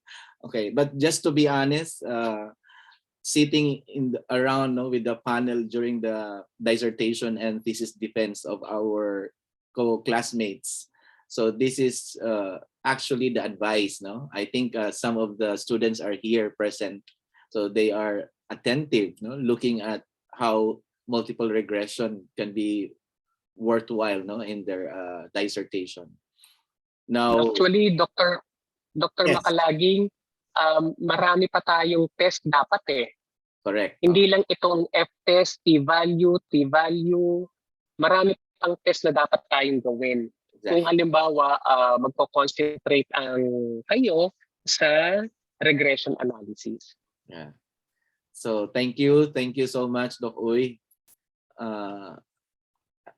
We can thank you enough, for this, So let me just first give you our certificate of appreciation.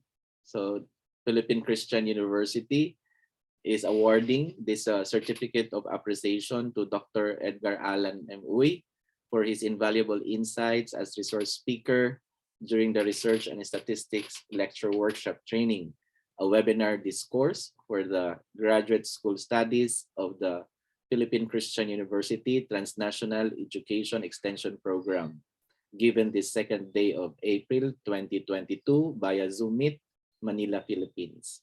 Signed by our President, Dr. Junifen F. Gawan. So Dr. Uy, salamat po ng marami.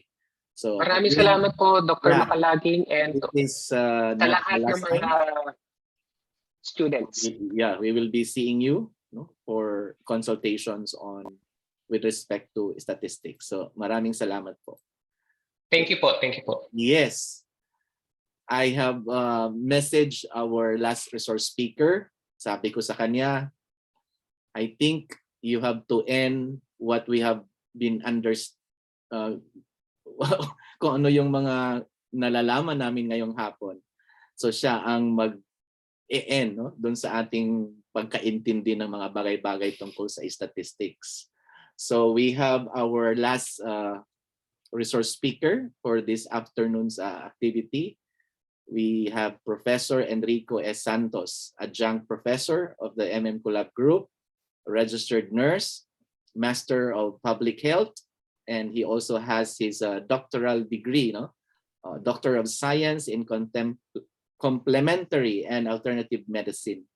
So now he is the director of the University of Makati Technology-Based Learning Hub and OIC of the University of Makati. This is the College for Health Sciences, Allied Health Sciences, and graduate program, research fellow. So he will be focusing on the use of applications, statistical applications, for us to make way, yung sinabi ng last two resource speakers, that doing research, there are now aided technology that will ease our process, in producing from the raw data to interpreting those data. So with this, may I welcome with virtual applause our last speaker for tonight, Doc Index. Good afternoon po. Thank you. Thank you, Doc. Doc Matt, good afternoon. Ang dami kong natutunan kay Doc. Kay Doc Uy, tsaka kay Doc, yung unang speaker natin. No? Ang daming learning, ano? Yeah. Oo. Lalo lumalim yung lalo kay Doc Uy, no? I also, nakapag-coach ako about multiple regression ng isang school about the board exam. Ano yung result ng board exam? We use the multiple regression. I remember the R2. Pero ang ganda ng explanation niya. Very timely dun sa this coming, di ba, Doc, very timely for the dissertation ng ating mga students for the business, and discuss nila. Well, anyway, I would like to share my screen, yung aking flow ng Go ahead, anytime. presentation.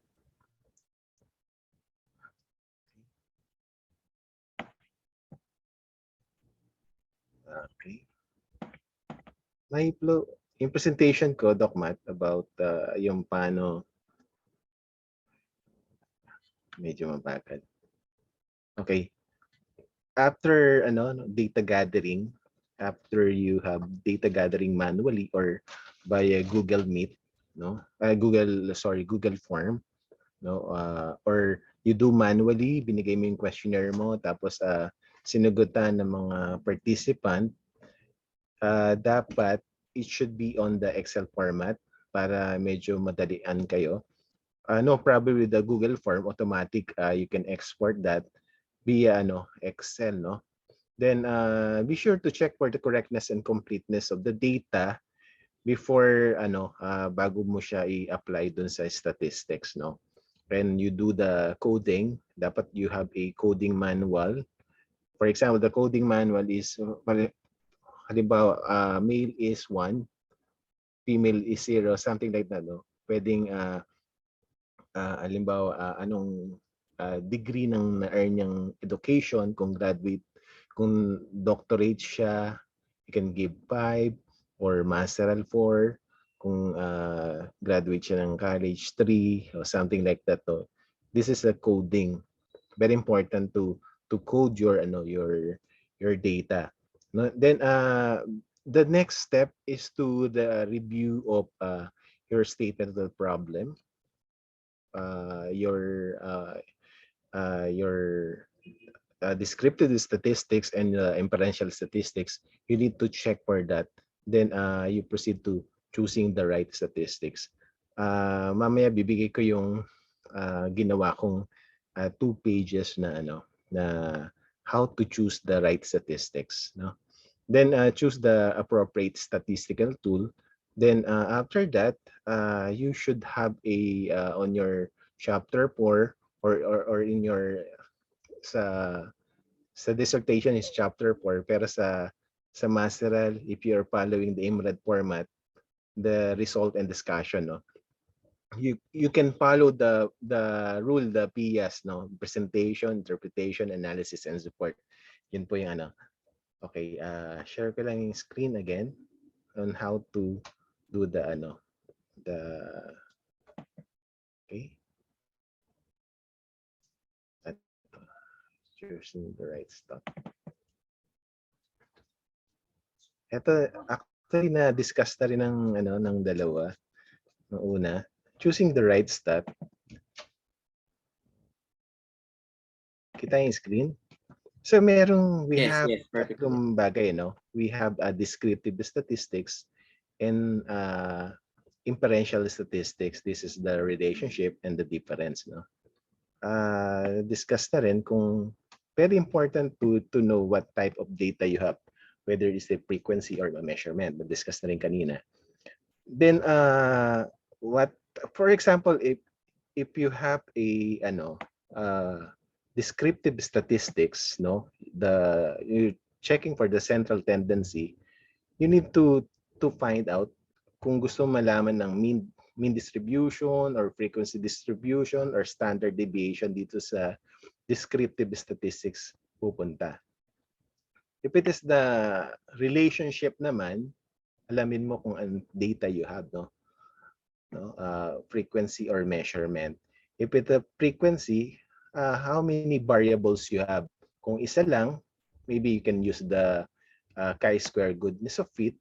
Or if it is 2 variables, you can do the chi-square testing for the association, no? If it is if you're using the measurement naman, no, measurement, for example, the Likert scale, you can identify kung whether it's a 2 or multiple, no? If it is a 2 degree, you can use the ordinal or interval. You can use the Spearman rho or the Pearson R correlation. No? If it is a multiple, yung predictor, 2 or more predictor, you can use the multiple regression. Ito, lang to, no? Alam ko marami pang statistical treatment na available. Ito lang yung simpleng lang siya. Choosing the right statistics, no? Maybe you can do another meron mga high-tech na statistical treatment na pwede naman i-apply. Kasi kinuha ko lang to kasi it is applicable. You can use the SPSS dito, no, yung available na statistical package where pwede nating gamitin. Okay, if it is difference naman, no, kung difference ang gagamitin mo, anong klaseng variable you have, no, or the group you have. One group ba siya or 2 or multiple group, no? Pag one group, ito yung one sample t-test, testing for the significance, no? Then if it is a related or some related sample or dependent sample, you can use the man-witness u-test or per sample t-test or Wilcon match test, no? And you can also use the independent t-test. It depends kung anong klaseng variables nga na sinasabi ko, no? Ito na-mention na rin kaninang first speaker, if you have a multiple, anong klase siya? Independent sample or related sample? You can use the one-way ANOVA, the multifactorial ANOVA, or repeated measure ANOVA. Ito, i-try natin, no? Let's try na i-apply using the statistical tool or the statistical, the SPSS. All you have to do is to visit ito kasi may bayad kasi yung SPSS eh. No, may open source din na pwedeng gamitin, pero ito medyo madali lang siyang gamitin si SPSS. Don't worry, no, pwede kayo magkamali, pwede i-try. Kaya lang ano lang dito is trial version, meaning merong ilang araw lang magagamit. Kaya pag dinownload mo siya, dapat yung after data gathering, dapat i-apply mo na agad, no? Ilagay mo na agad. Ilagay mo na sa SPSS na agad. If not, kasi napuputol or hindi mo na magagamit yung SPSS after yung number of days na binigay sa iyo. So yan all you have to do is to download this SPSS. Pag na-download yun na, ayan, kasi hindi nagamit ko na siya, yung ginagamit ko yung old version. So yan, no. Ano pa, na-download mo na siya. Yan, ang unang lalabas. Ito old version, the new version is mga 25 na yata. So yan, yan yung unang lalabas na SPSS. Whether old or new version, pares we can do yung ginawa kong tables. Yan. So after checking for the correctness and completeness of the data, nilagay niyo na sa Excel. Medyo matagal.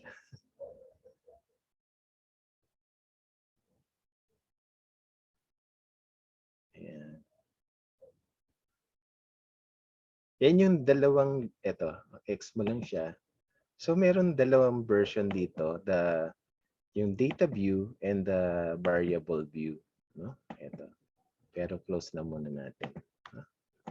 Sabi ko yun sa Excel. Meron akong sample dito. Sample na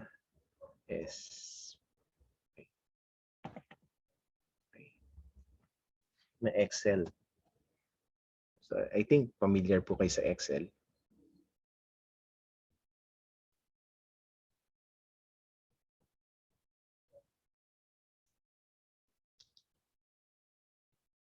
Medyo matagal document. Ayan.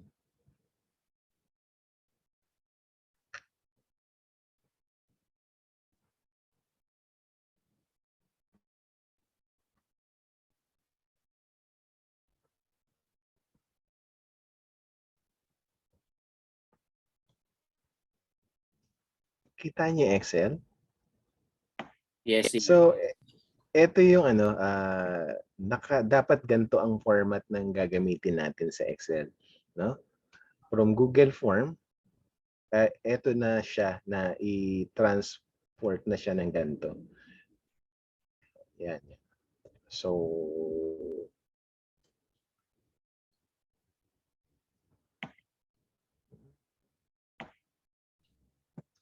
check din natin kung anong klaseng kung anong statement of the problem yung paper na gagamitin nyo.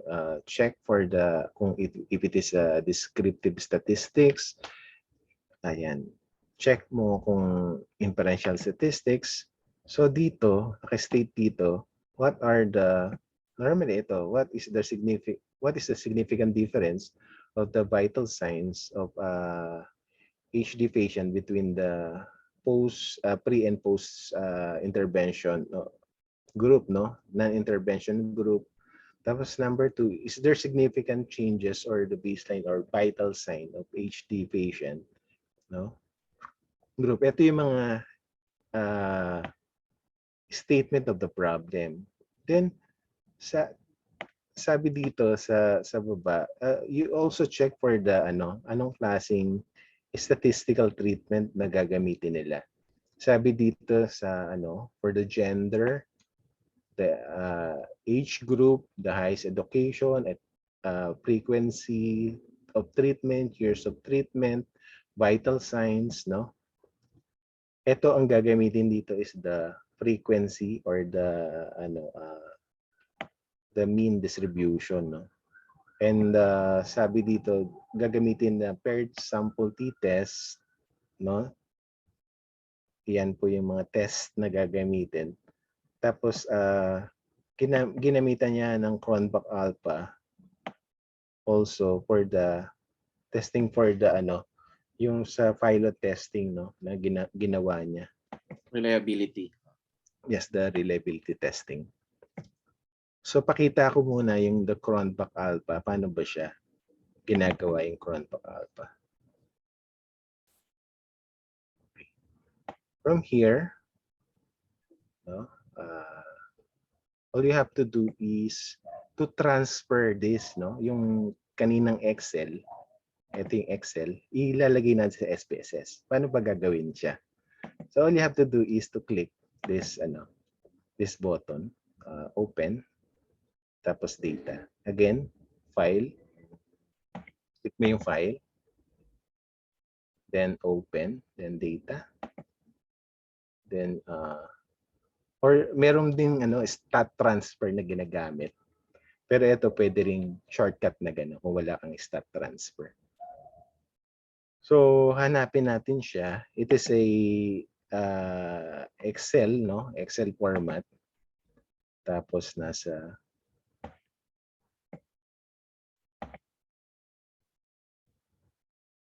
nasa desktop siya. Sa desktop. Nasa desktop. Desktop. Old version, mga 10 years ago na to eh. Tapos yan yung sample. Click lang yun yung sample natin. Sample SPSS. Then open lang natin. Wow, error. Teka lang, anong nangyari. Again, open. Kinabahan, document. Sa desktop. Isa kaya open natin.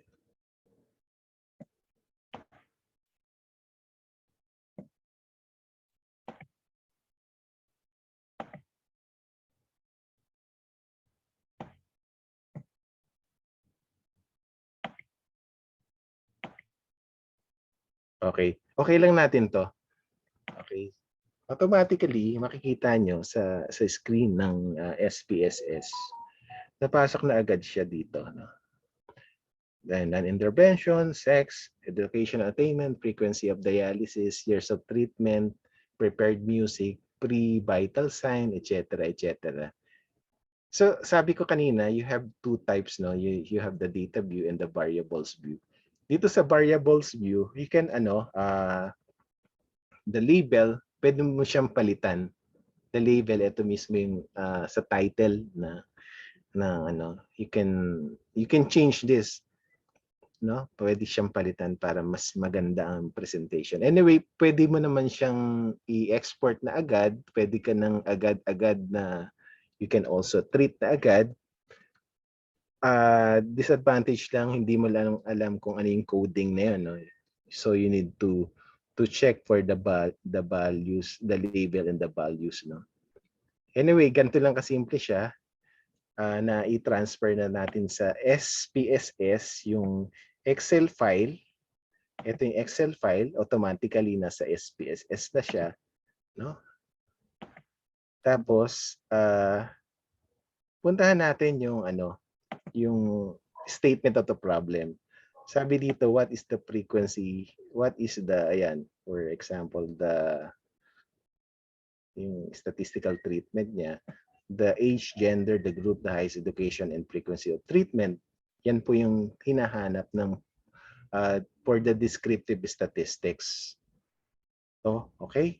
balikan natin si SPSS. Again, so all you have to do, ito po yung SPSS, click Analyze, Descriptive Statistics, Frequency, no? Ilagay lang natin yung dito, yung isa, for example, ito, intervention. Then, okay lang natin yan. Agad-agad, lalabas po doon yung frequency ng non-intervention group. Sabi dito, merong 50 respondent, may 50 patient na non-intervention group. Okay? Again, analyze frequency again. Tapos ilagay lang natin yung age or education attainment or frequency of dialysis, years of treatment, prepared music. Lagay na natin yung lahat dun sa kanan, then click OK. Automatically, you can see dito sa baba na ando na siya, no? Yung sinasabi ko yung coding, nakalagay kasi dito 2, 3, 4, 5. Ito may code to 20 to 29 years old, 30 to 39 years old, 44 to 40 years.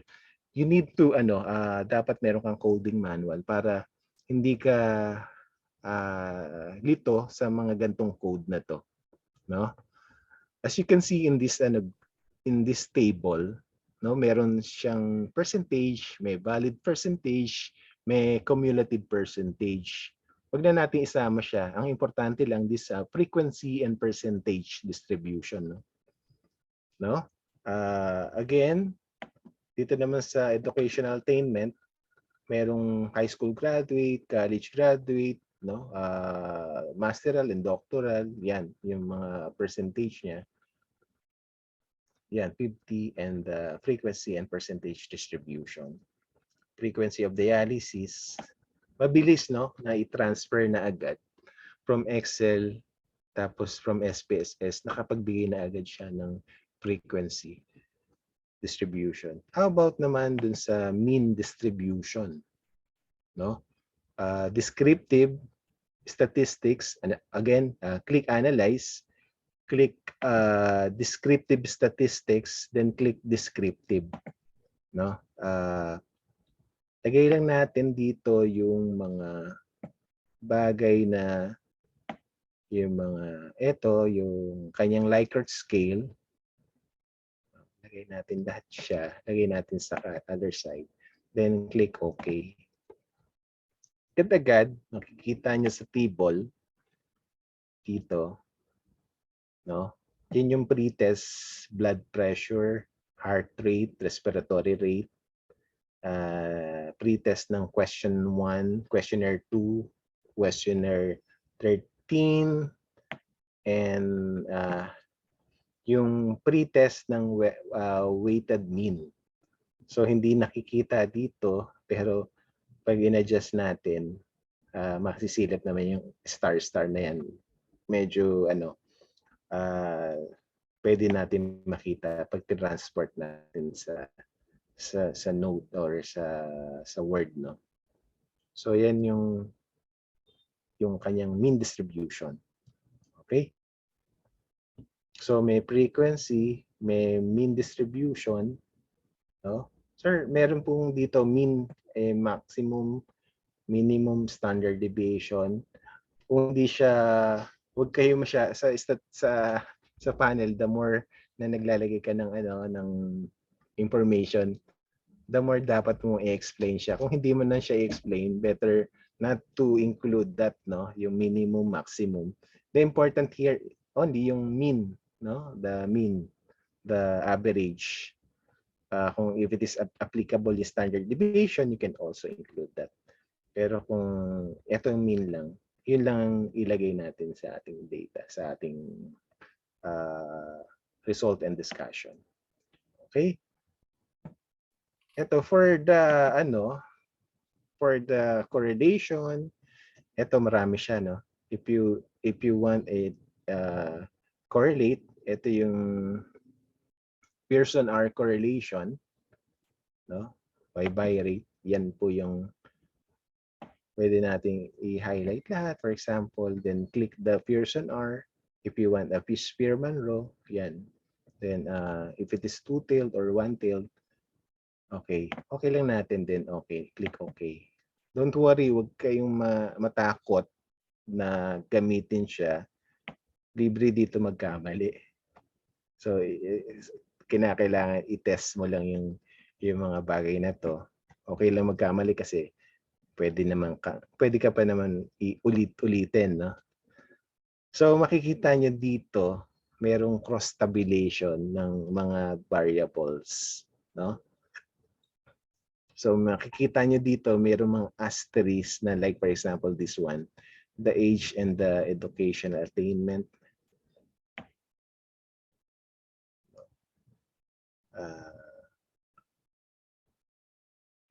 Cross tabulation ng the profile variables versus the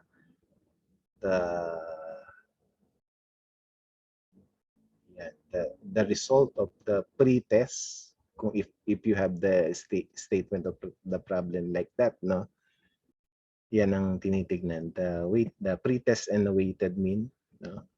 Ito tinitignan dito. Ano tinitignan sa Pearson R? You're looking on the significant value and the Pearson R correlation, the R value. Ito yung nilalagay sa table. So, ito yung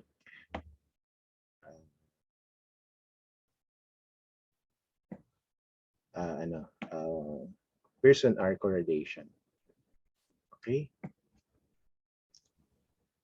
Sabi dito, very important dito yung the asterisk, no, yung nasa baba, yung asterisk na isa tsaka yung asterisk na baba, meaning pag merong asterisk na dalawa, the significant value is very yung mataas na the level of 0.01 level, the alpha value, no.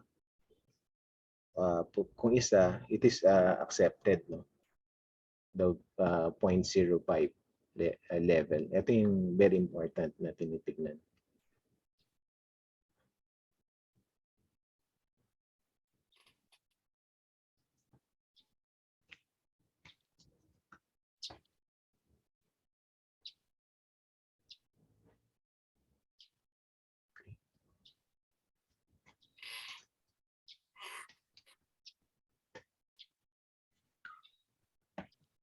Okay. Another tool nung kanina na pinag-usapan about the in testing for, halimbawa nag-pilot testing kayo, testing for the regression, before the regression, testing for the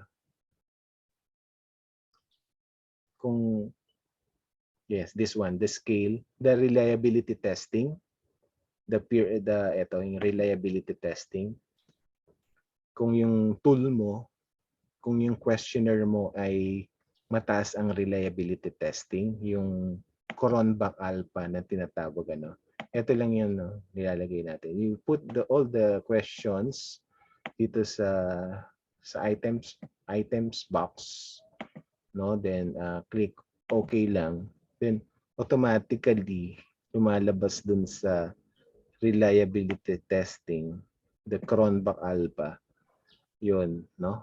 The Cronbach alpha is 0.008. Medyo kasi already done na to, no, yung 50 items, pero if you are testing for the pilot testing, konti lang yung ini-interview mo, then you apply for that, no. Lumabas dito yung point accepted kasi is 0.6 and above or 7 and above. Meaning that all the items are really reliable, no. Again, ulitin natin, click analyze, click the scale, then the reliability analysis, then lagay mo lang yung mga item on your right, tapos click OK. Ganun lang, kasimple lang siya. Then again, testing for the marami, no, yung compared mean. If you want to t-test, no, paired sample t-test, no? One-way ANOVA, ito na andito lahat. For example, the paired sample t-test tayo. Paired sample t-test natin. Ito yung sa study talaga nito, paired sample t-test. The weighted mean ng pre and post-test. Pre-test and post-test. Lagay natin dito. And other is the post-test weighted mean. Then okay. Then okay lang natin. Yan. Tinitingin tayo dito is dito sa dulo, no, the 0.05.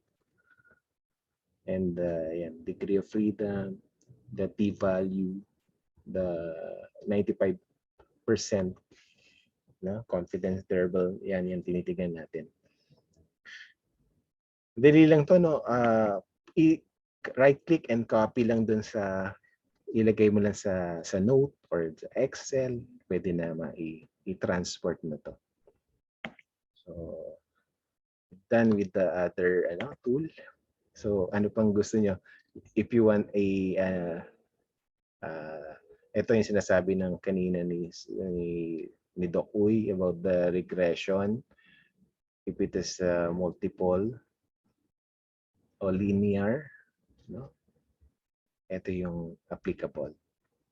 Then another tool, you can use the testing for the, ito is the chi-square. Yeah, nandito si chi-square. And yan, yung time series. So ano lang to, practice lang po.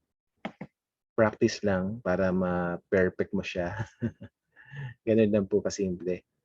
Hindi mo siya magagawa agad-agad kung hindi mo siya ipa-practice. So ako, sabi ko yun dati, nagpapagas ako ng yung sasakyan, every time na magpapagas ako, tinatabi ko yung resibo. Tapos magkano yung pinagas ko, ilang liter yung gano'n, tapos saan ako nagpagas. Galing, merong trending, you can apply time series dun sa statistics. So pwede rin kayo kung if you have a anong damit niyo, pwedeng anong color, kung anong kung blouse ba siya, anything you apply it, no, lagay natin dun. Kasi through practice you can you can apply that, kailangan i-practice siya. Sir, wala po akong mga data, yung mga damit, kung may sapatos ka, you can lagay sa database, then apply statistics, di ba? Pwede rin mga movies. Dati ng araw yung CDs, no? Ginagawa ka rin siya. Ilan ng mga CDs. So, ina-apply ko ang statistics sa pang araw-araw na buhay. So, yun dati. So, yun po, no? Share ko lang screen for the, yung pinakadulo po. Lecture.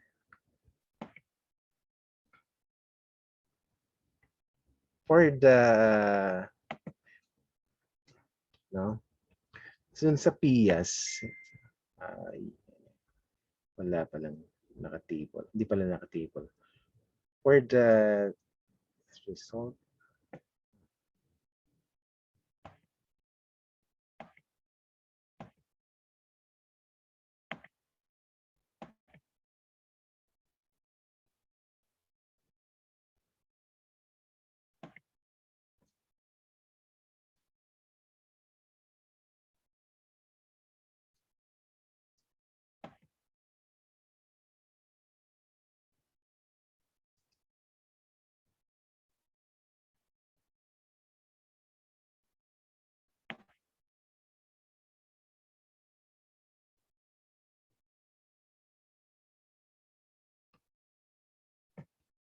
wala dito. Okay.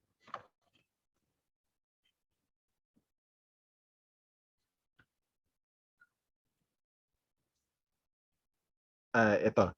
Dun sa dulo na lang, we already done with the right statistics. Sabi ko hindi agad-agad na makukuha yan, kinakailangan through practice, no? Tapos at the end, you need to ilalagay mo na yung result and discussion, no? From the result and discussion, di ba nasa statistics na po siya, na andito na po sa, all you have to do is to ano mo lang siya, select all natin. Select all. Copy all, select all. Then copy objects. Copy objects. Then lagay lang natin sa Word, for example. No? Ilagay lang natin sa Word.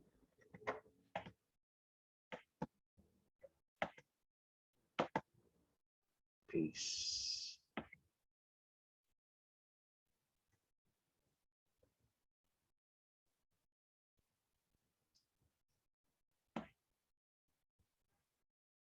Ayan, nandito na po lahat ng mga information, no? Tapos you can, kasi this is not a APA format, no? Galing sa SPSS. Pwede mo siyang i-copy na lang in paste to yung standard ng APA format. Pero these are the yung information, these are the yung very important for your result and discussion, no, the data. So lalagay niyo na. So paano siya maglalagay ng result and applying for the PIAS, no? For the PIAS, yun sinasabi ko, the presentation should have a title. Title should be complete, should be answered by what, when, where, how, meaning frequency and percentage distribution.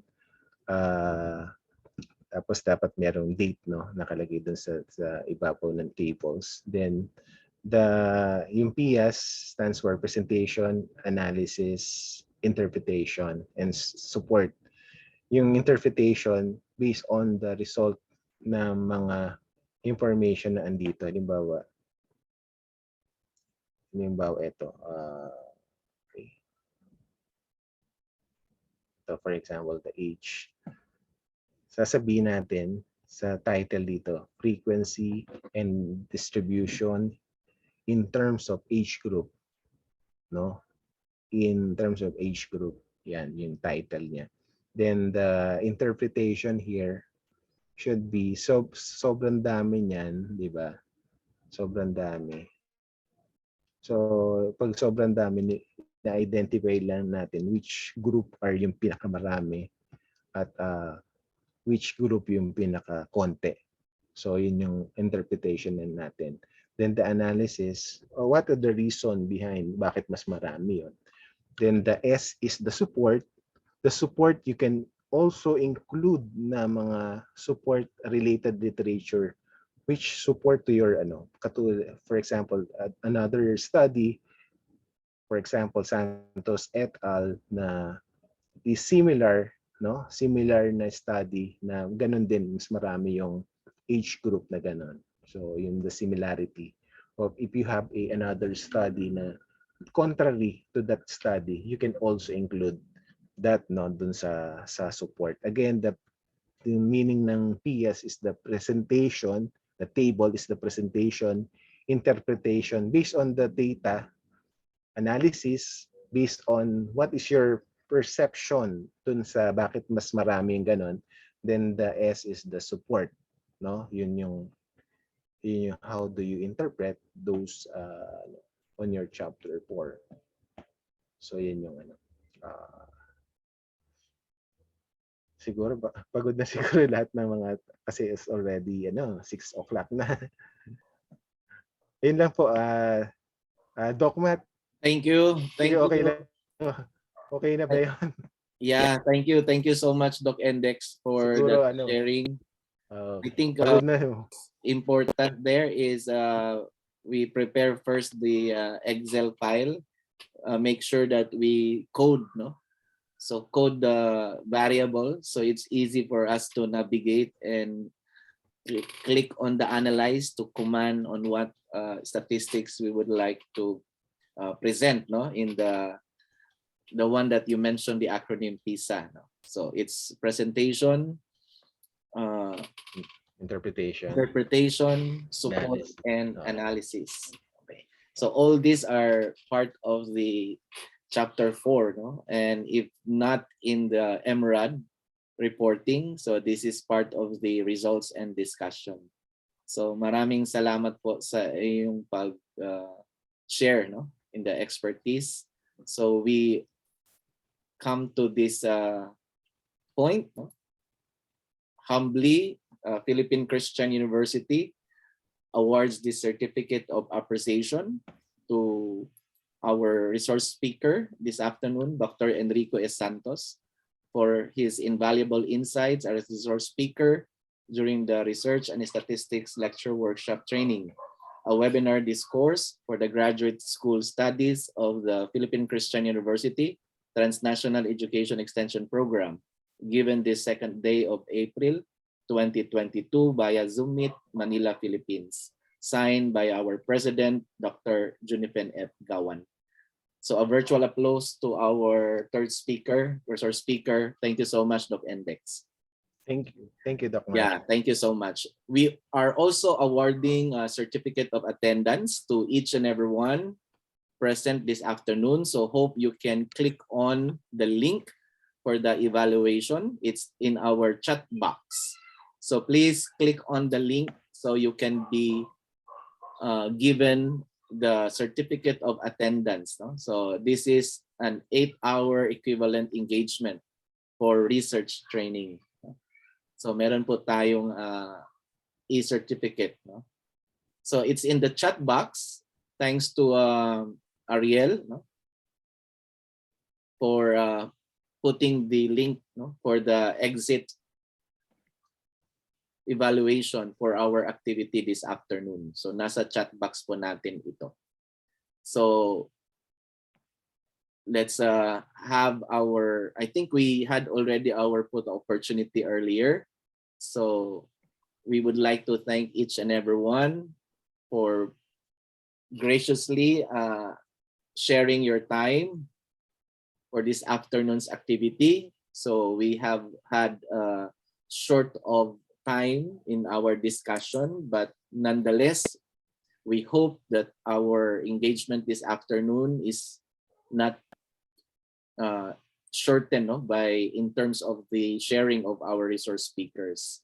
Now we have planned a lot of things, no, for our Collab group of students. We have another webinar coming soon, no? So that would be more on leadership and then areas on human resource management. No? So tuloy-tuloy po, no? Continuous po ang ating supplement. So we call this a supplement learning, no? Convergence of students and faculty on our way towards completing our program, both in master's and in PhD, across discipline. So tinitingnan po namin kung saan po kami makatulong para dito sa ating pagkompleto, no, na tayo ay makagraduate sa ating program. Now again, this is an initiative of the Collab group, and this is for all of us. Okay, we have in store activities for all of us. So we wish to thank each and every one, our faculty members who are present here, our students, and soon-to-be students of Collab Group. I have invited them. So we are growing in number. 164 students left the group because nag-graduate na sila, but I am so happy that those alumni that we had, no, extended the invitation to their colleagues, and now they are on their way for enrollment. So maraming salamat po, no, sa pag-join nyo sa Collab Group. I hope, Ariel, is the evaluation working? I think evaluation can be accessed if we use our PCU Gmail account. No? So lahat po tayo dapat may PCU account. Now, in case that we have outsiders and those who don't still have the PCU account, Mr. Domingo Ariel is removing the restriction. So pwede na po nating ma-access using our personal email account. Kasi nag-invite din tayo ng mga ibang students sa ibang grupo, no, ng PCU para makadalo dito sa ating activity. So I have invited some of professors from other groups, no, and shared this to their students because I think this is a very important activity towards attaining our thesis and dissertation. So maraming salamat po again sa ating pagdalo ngayong hapon. We'll give enough time, minutes, no, to access the evaluation. Now, having all of this, no, this afternoon, okay, so we thank our resource speakers. So I think some teachers are messaging me, no, na ito na yung pagkakataon, no, na talaga sa thesis at saka sa dissertation, kailangan talaga ang statistician. So we know that, no, for a fact, no, na bawat institution na umuupo tayo bilang panel, no, sa defense, may naka-assign na statistician. So for MM Collab group, we have a group of people to help you. They will stay with you until graduation on matters on statistics. So I think I have given Dr. Poblete, no, the leadership on that, no. So nag-create siya ng grupo and then may group chat siya, no, na lahat ng mga may need, no, sa statistics. Now I had one prerequisite, no. So yung ating engagement sa statistician dapat magbigay ng isang certification na tayo ay dumaan, ang datos natin ay dumaan sa statistician because in most of the defense, no, so hinihingan talaga ng certification na yung data mo ay dumaan, no, sa of course yung articulation at saka yung evaluation ng statistician. So meron po tayong nakahandang ganong support service, no. So I'm giving Dr. Poblete, no, the lead member, no, for that matter. Now, if I may say so, I think Doc Index is here, still around. I shared this last night, no, to my class, no, for project development program management course. Kasi sila na yung mga nasa terminal semester. So this would be their last semester towards their graduation or completion of the program, no, for masters. Now, if this is too early for me to say, but I said it already, no? So I would like to share this to the group. And I think Doc Index and I are just waiting for that right signal if it happened or if it will happen, no? Kasi nung umupo kami, no, dun sa panel, kasi meron tayong mga masters, no, students na nag-thesis track. So thesis track yung master student natin. Now, PhD, dissertation, no problem. So they have Defense 1, which was their title defense. And then yung iba nasa Defense 2 na, yung methodology. And then they are now being approved. So they're now towards their data gathering. So yun na, kailangan na ng statistician. And then after that, when they complete, then they will present their final output. So that would take time because data gathering will really take time, no?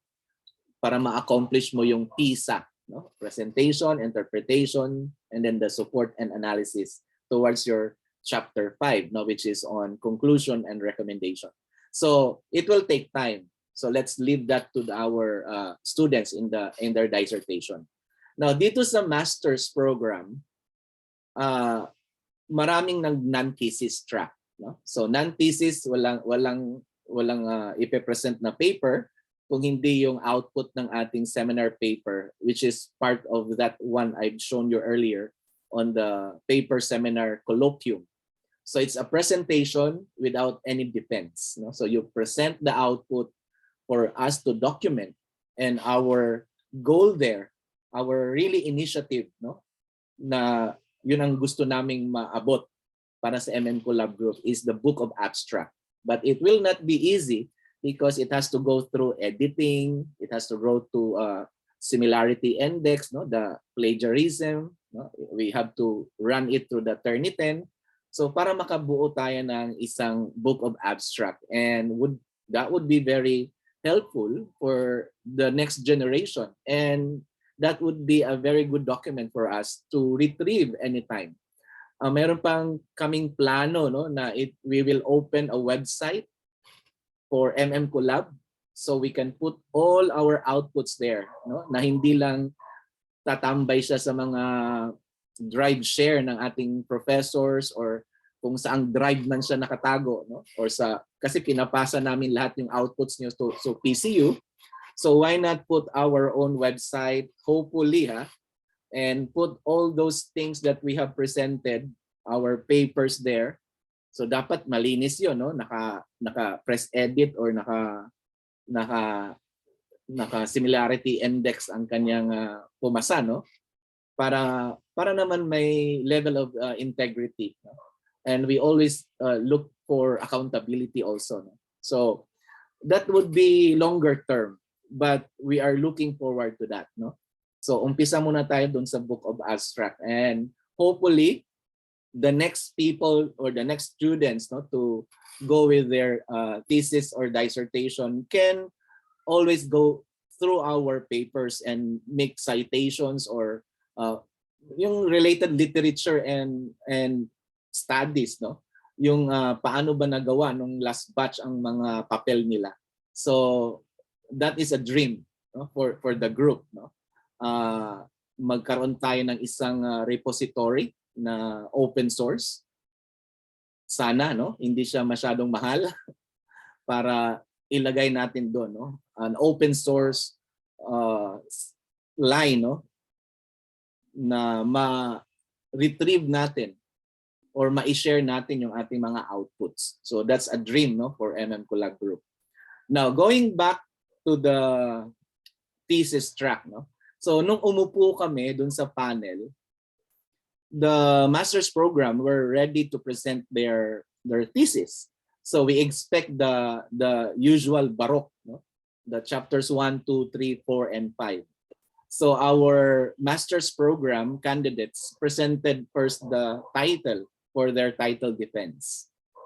And then they passed already the title defense. So they went back for their methodology, for the approval of their instrumentation, so that they can go with the survey or the gathering of data.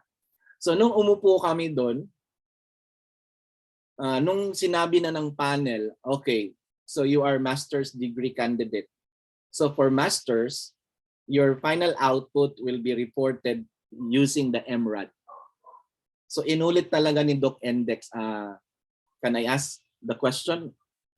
So the output is to be submitted reporting an MRAD format.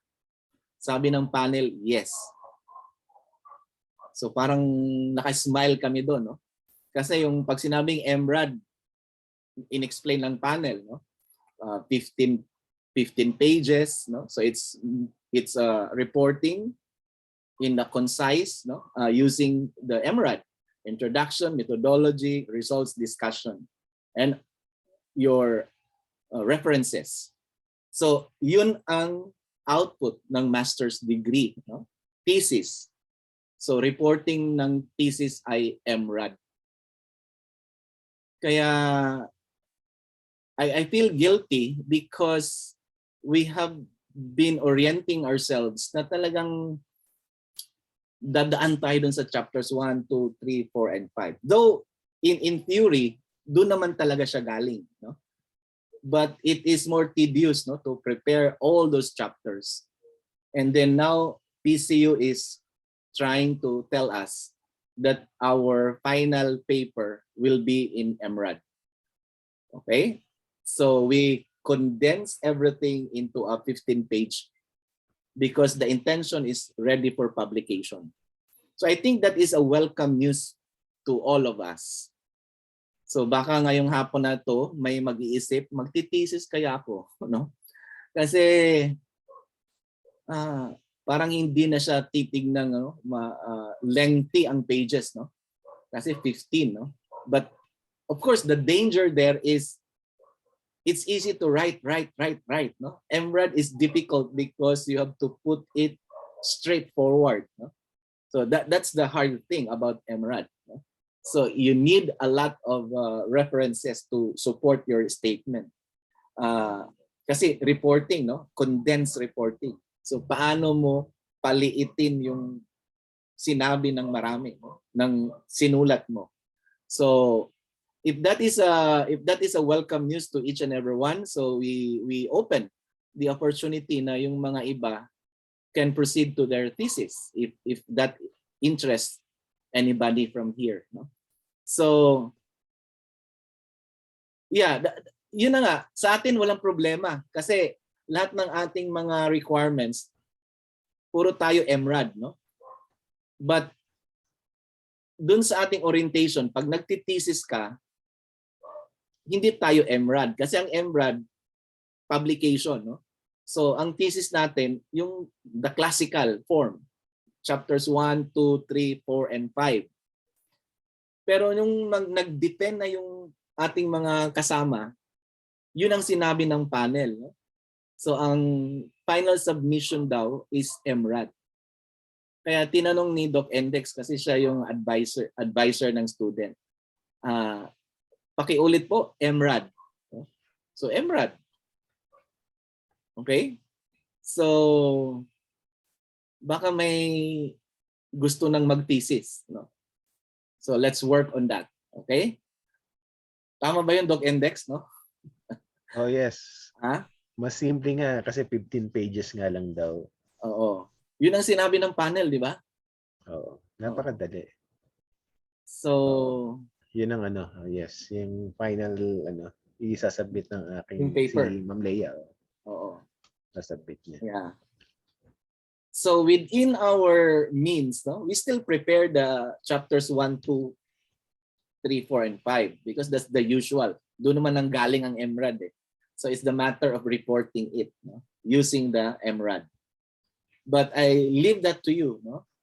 Yung iba naman, okay na po ang non-thesis kasi I will continue naman PhD. Okay.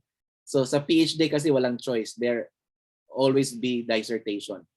But for the master's program, meron lang iba na talagang thesis ang kanilang pinili because they were sent by their schools, organizations, or government through scholarship.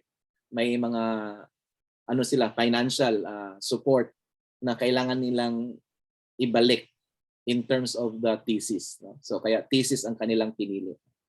But for the rest, there could still be a choice, no? If that is a welcome information, no, na pwedeng mag-thesis. Okay? So again, may support group po tayo pagdating sa statistics. Meron po tayong support group. So yung mga mag-thesis, mag-dissertation, magbubuo kami ng group chat, no, para doon ang support no ng statistician, no, and how you can be helped, no, towards completing your paper. Okay? So again, maraming salamat po, no, sa ating pagtanggap ng invitation sa ngayong hapon. So thank you so much to each and everyone. It's already late, but we're still here and hope everyone is able to click the evaluation. So we need that, no? We need that for our documentation. So maraming salamat po sa lahat. Okay? So kung wala na pong tanong, we say goodbye great weekend ahead. And thank you for joining. Thank you po. Thank you, Doc. Salamat. Doc, Salamat.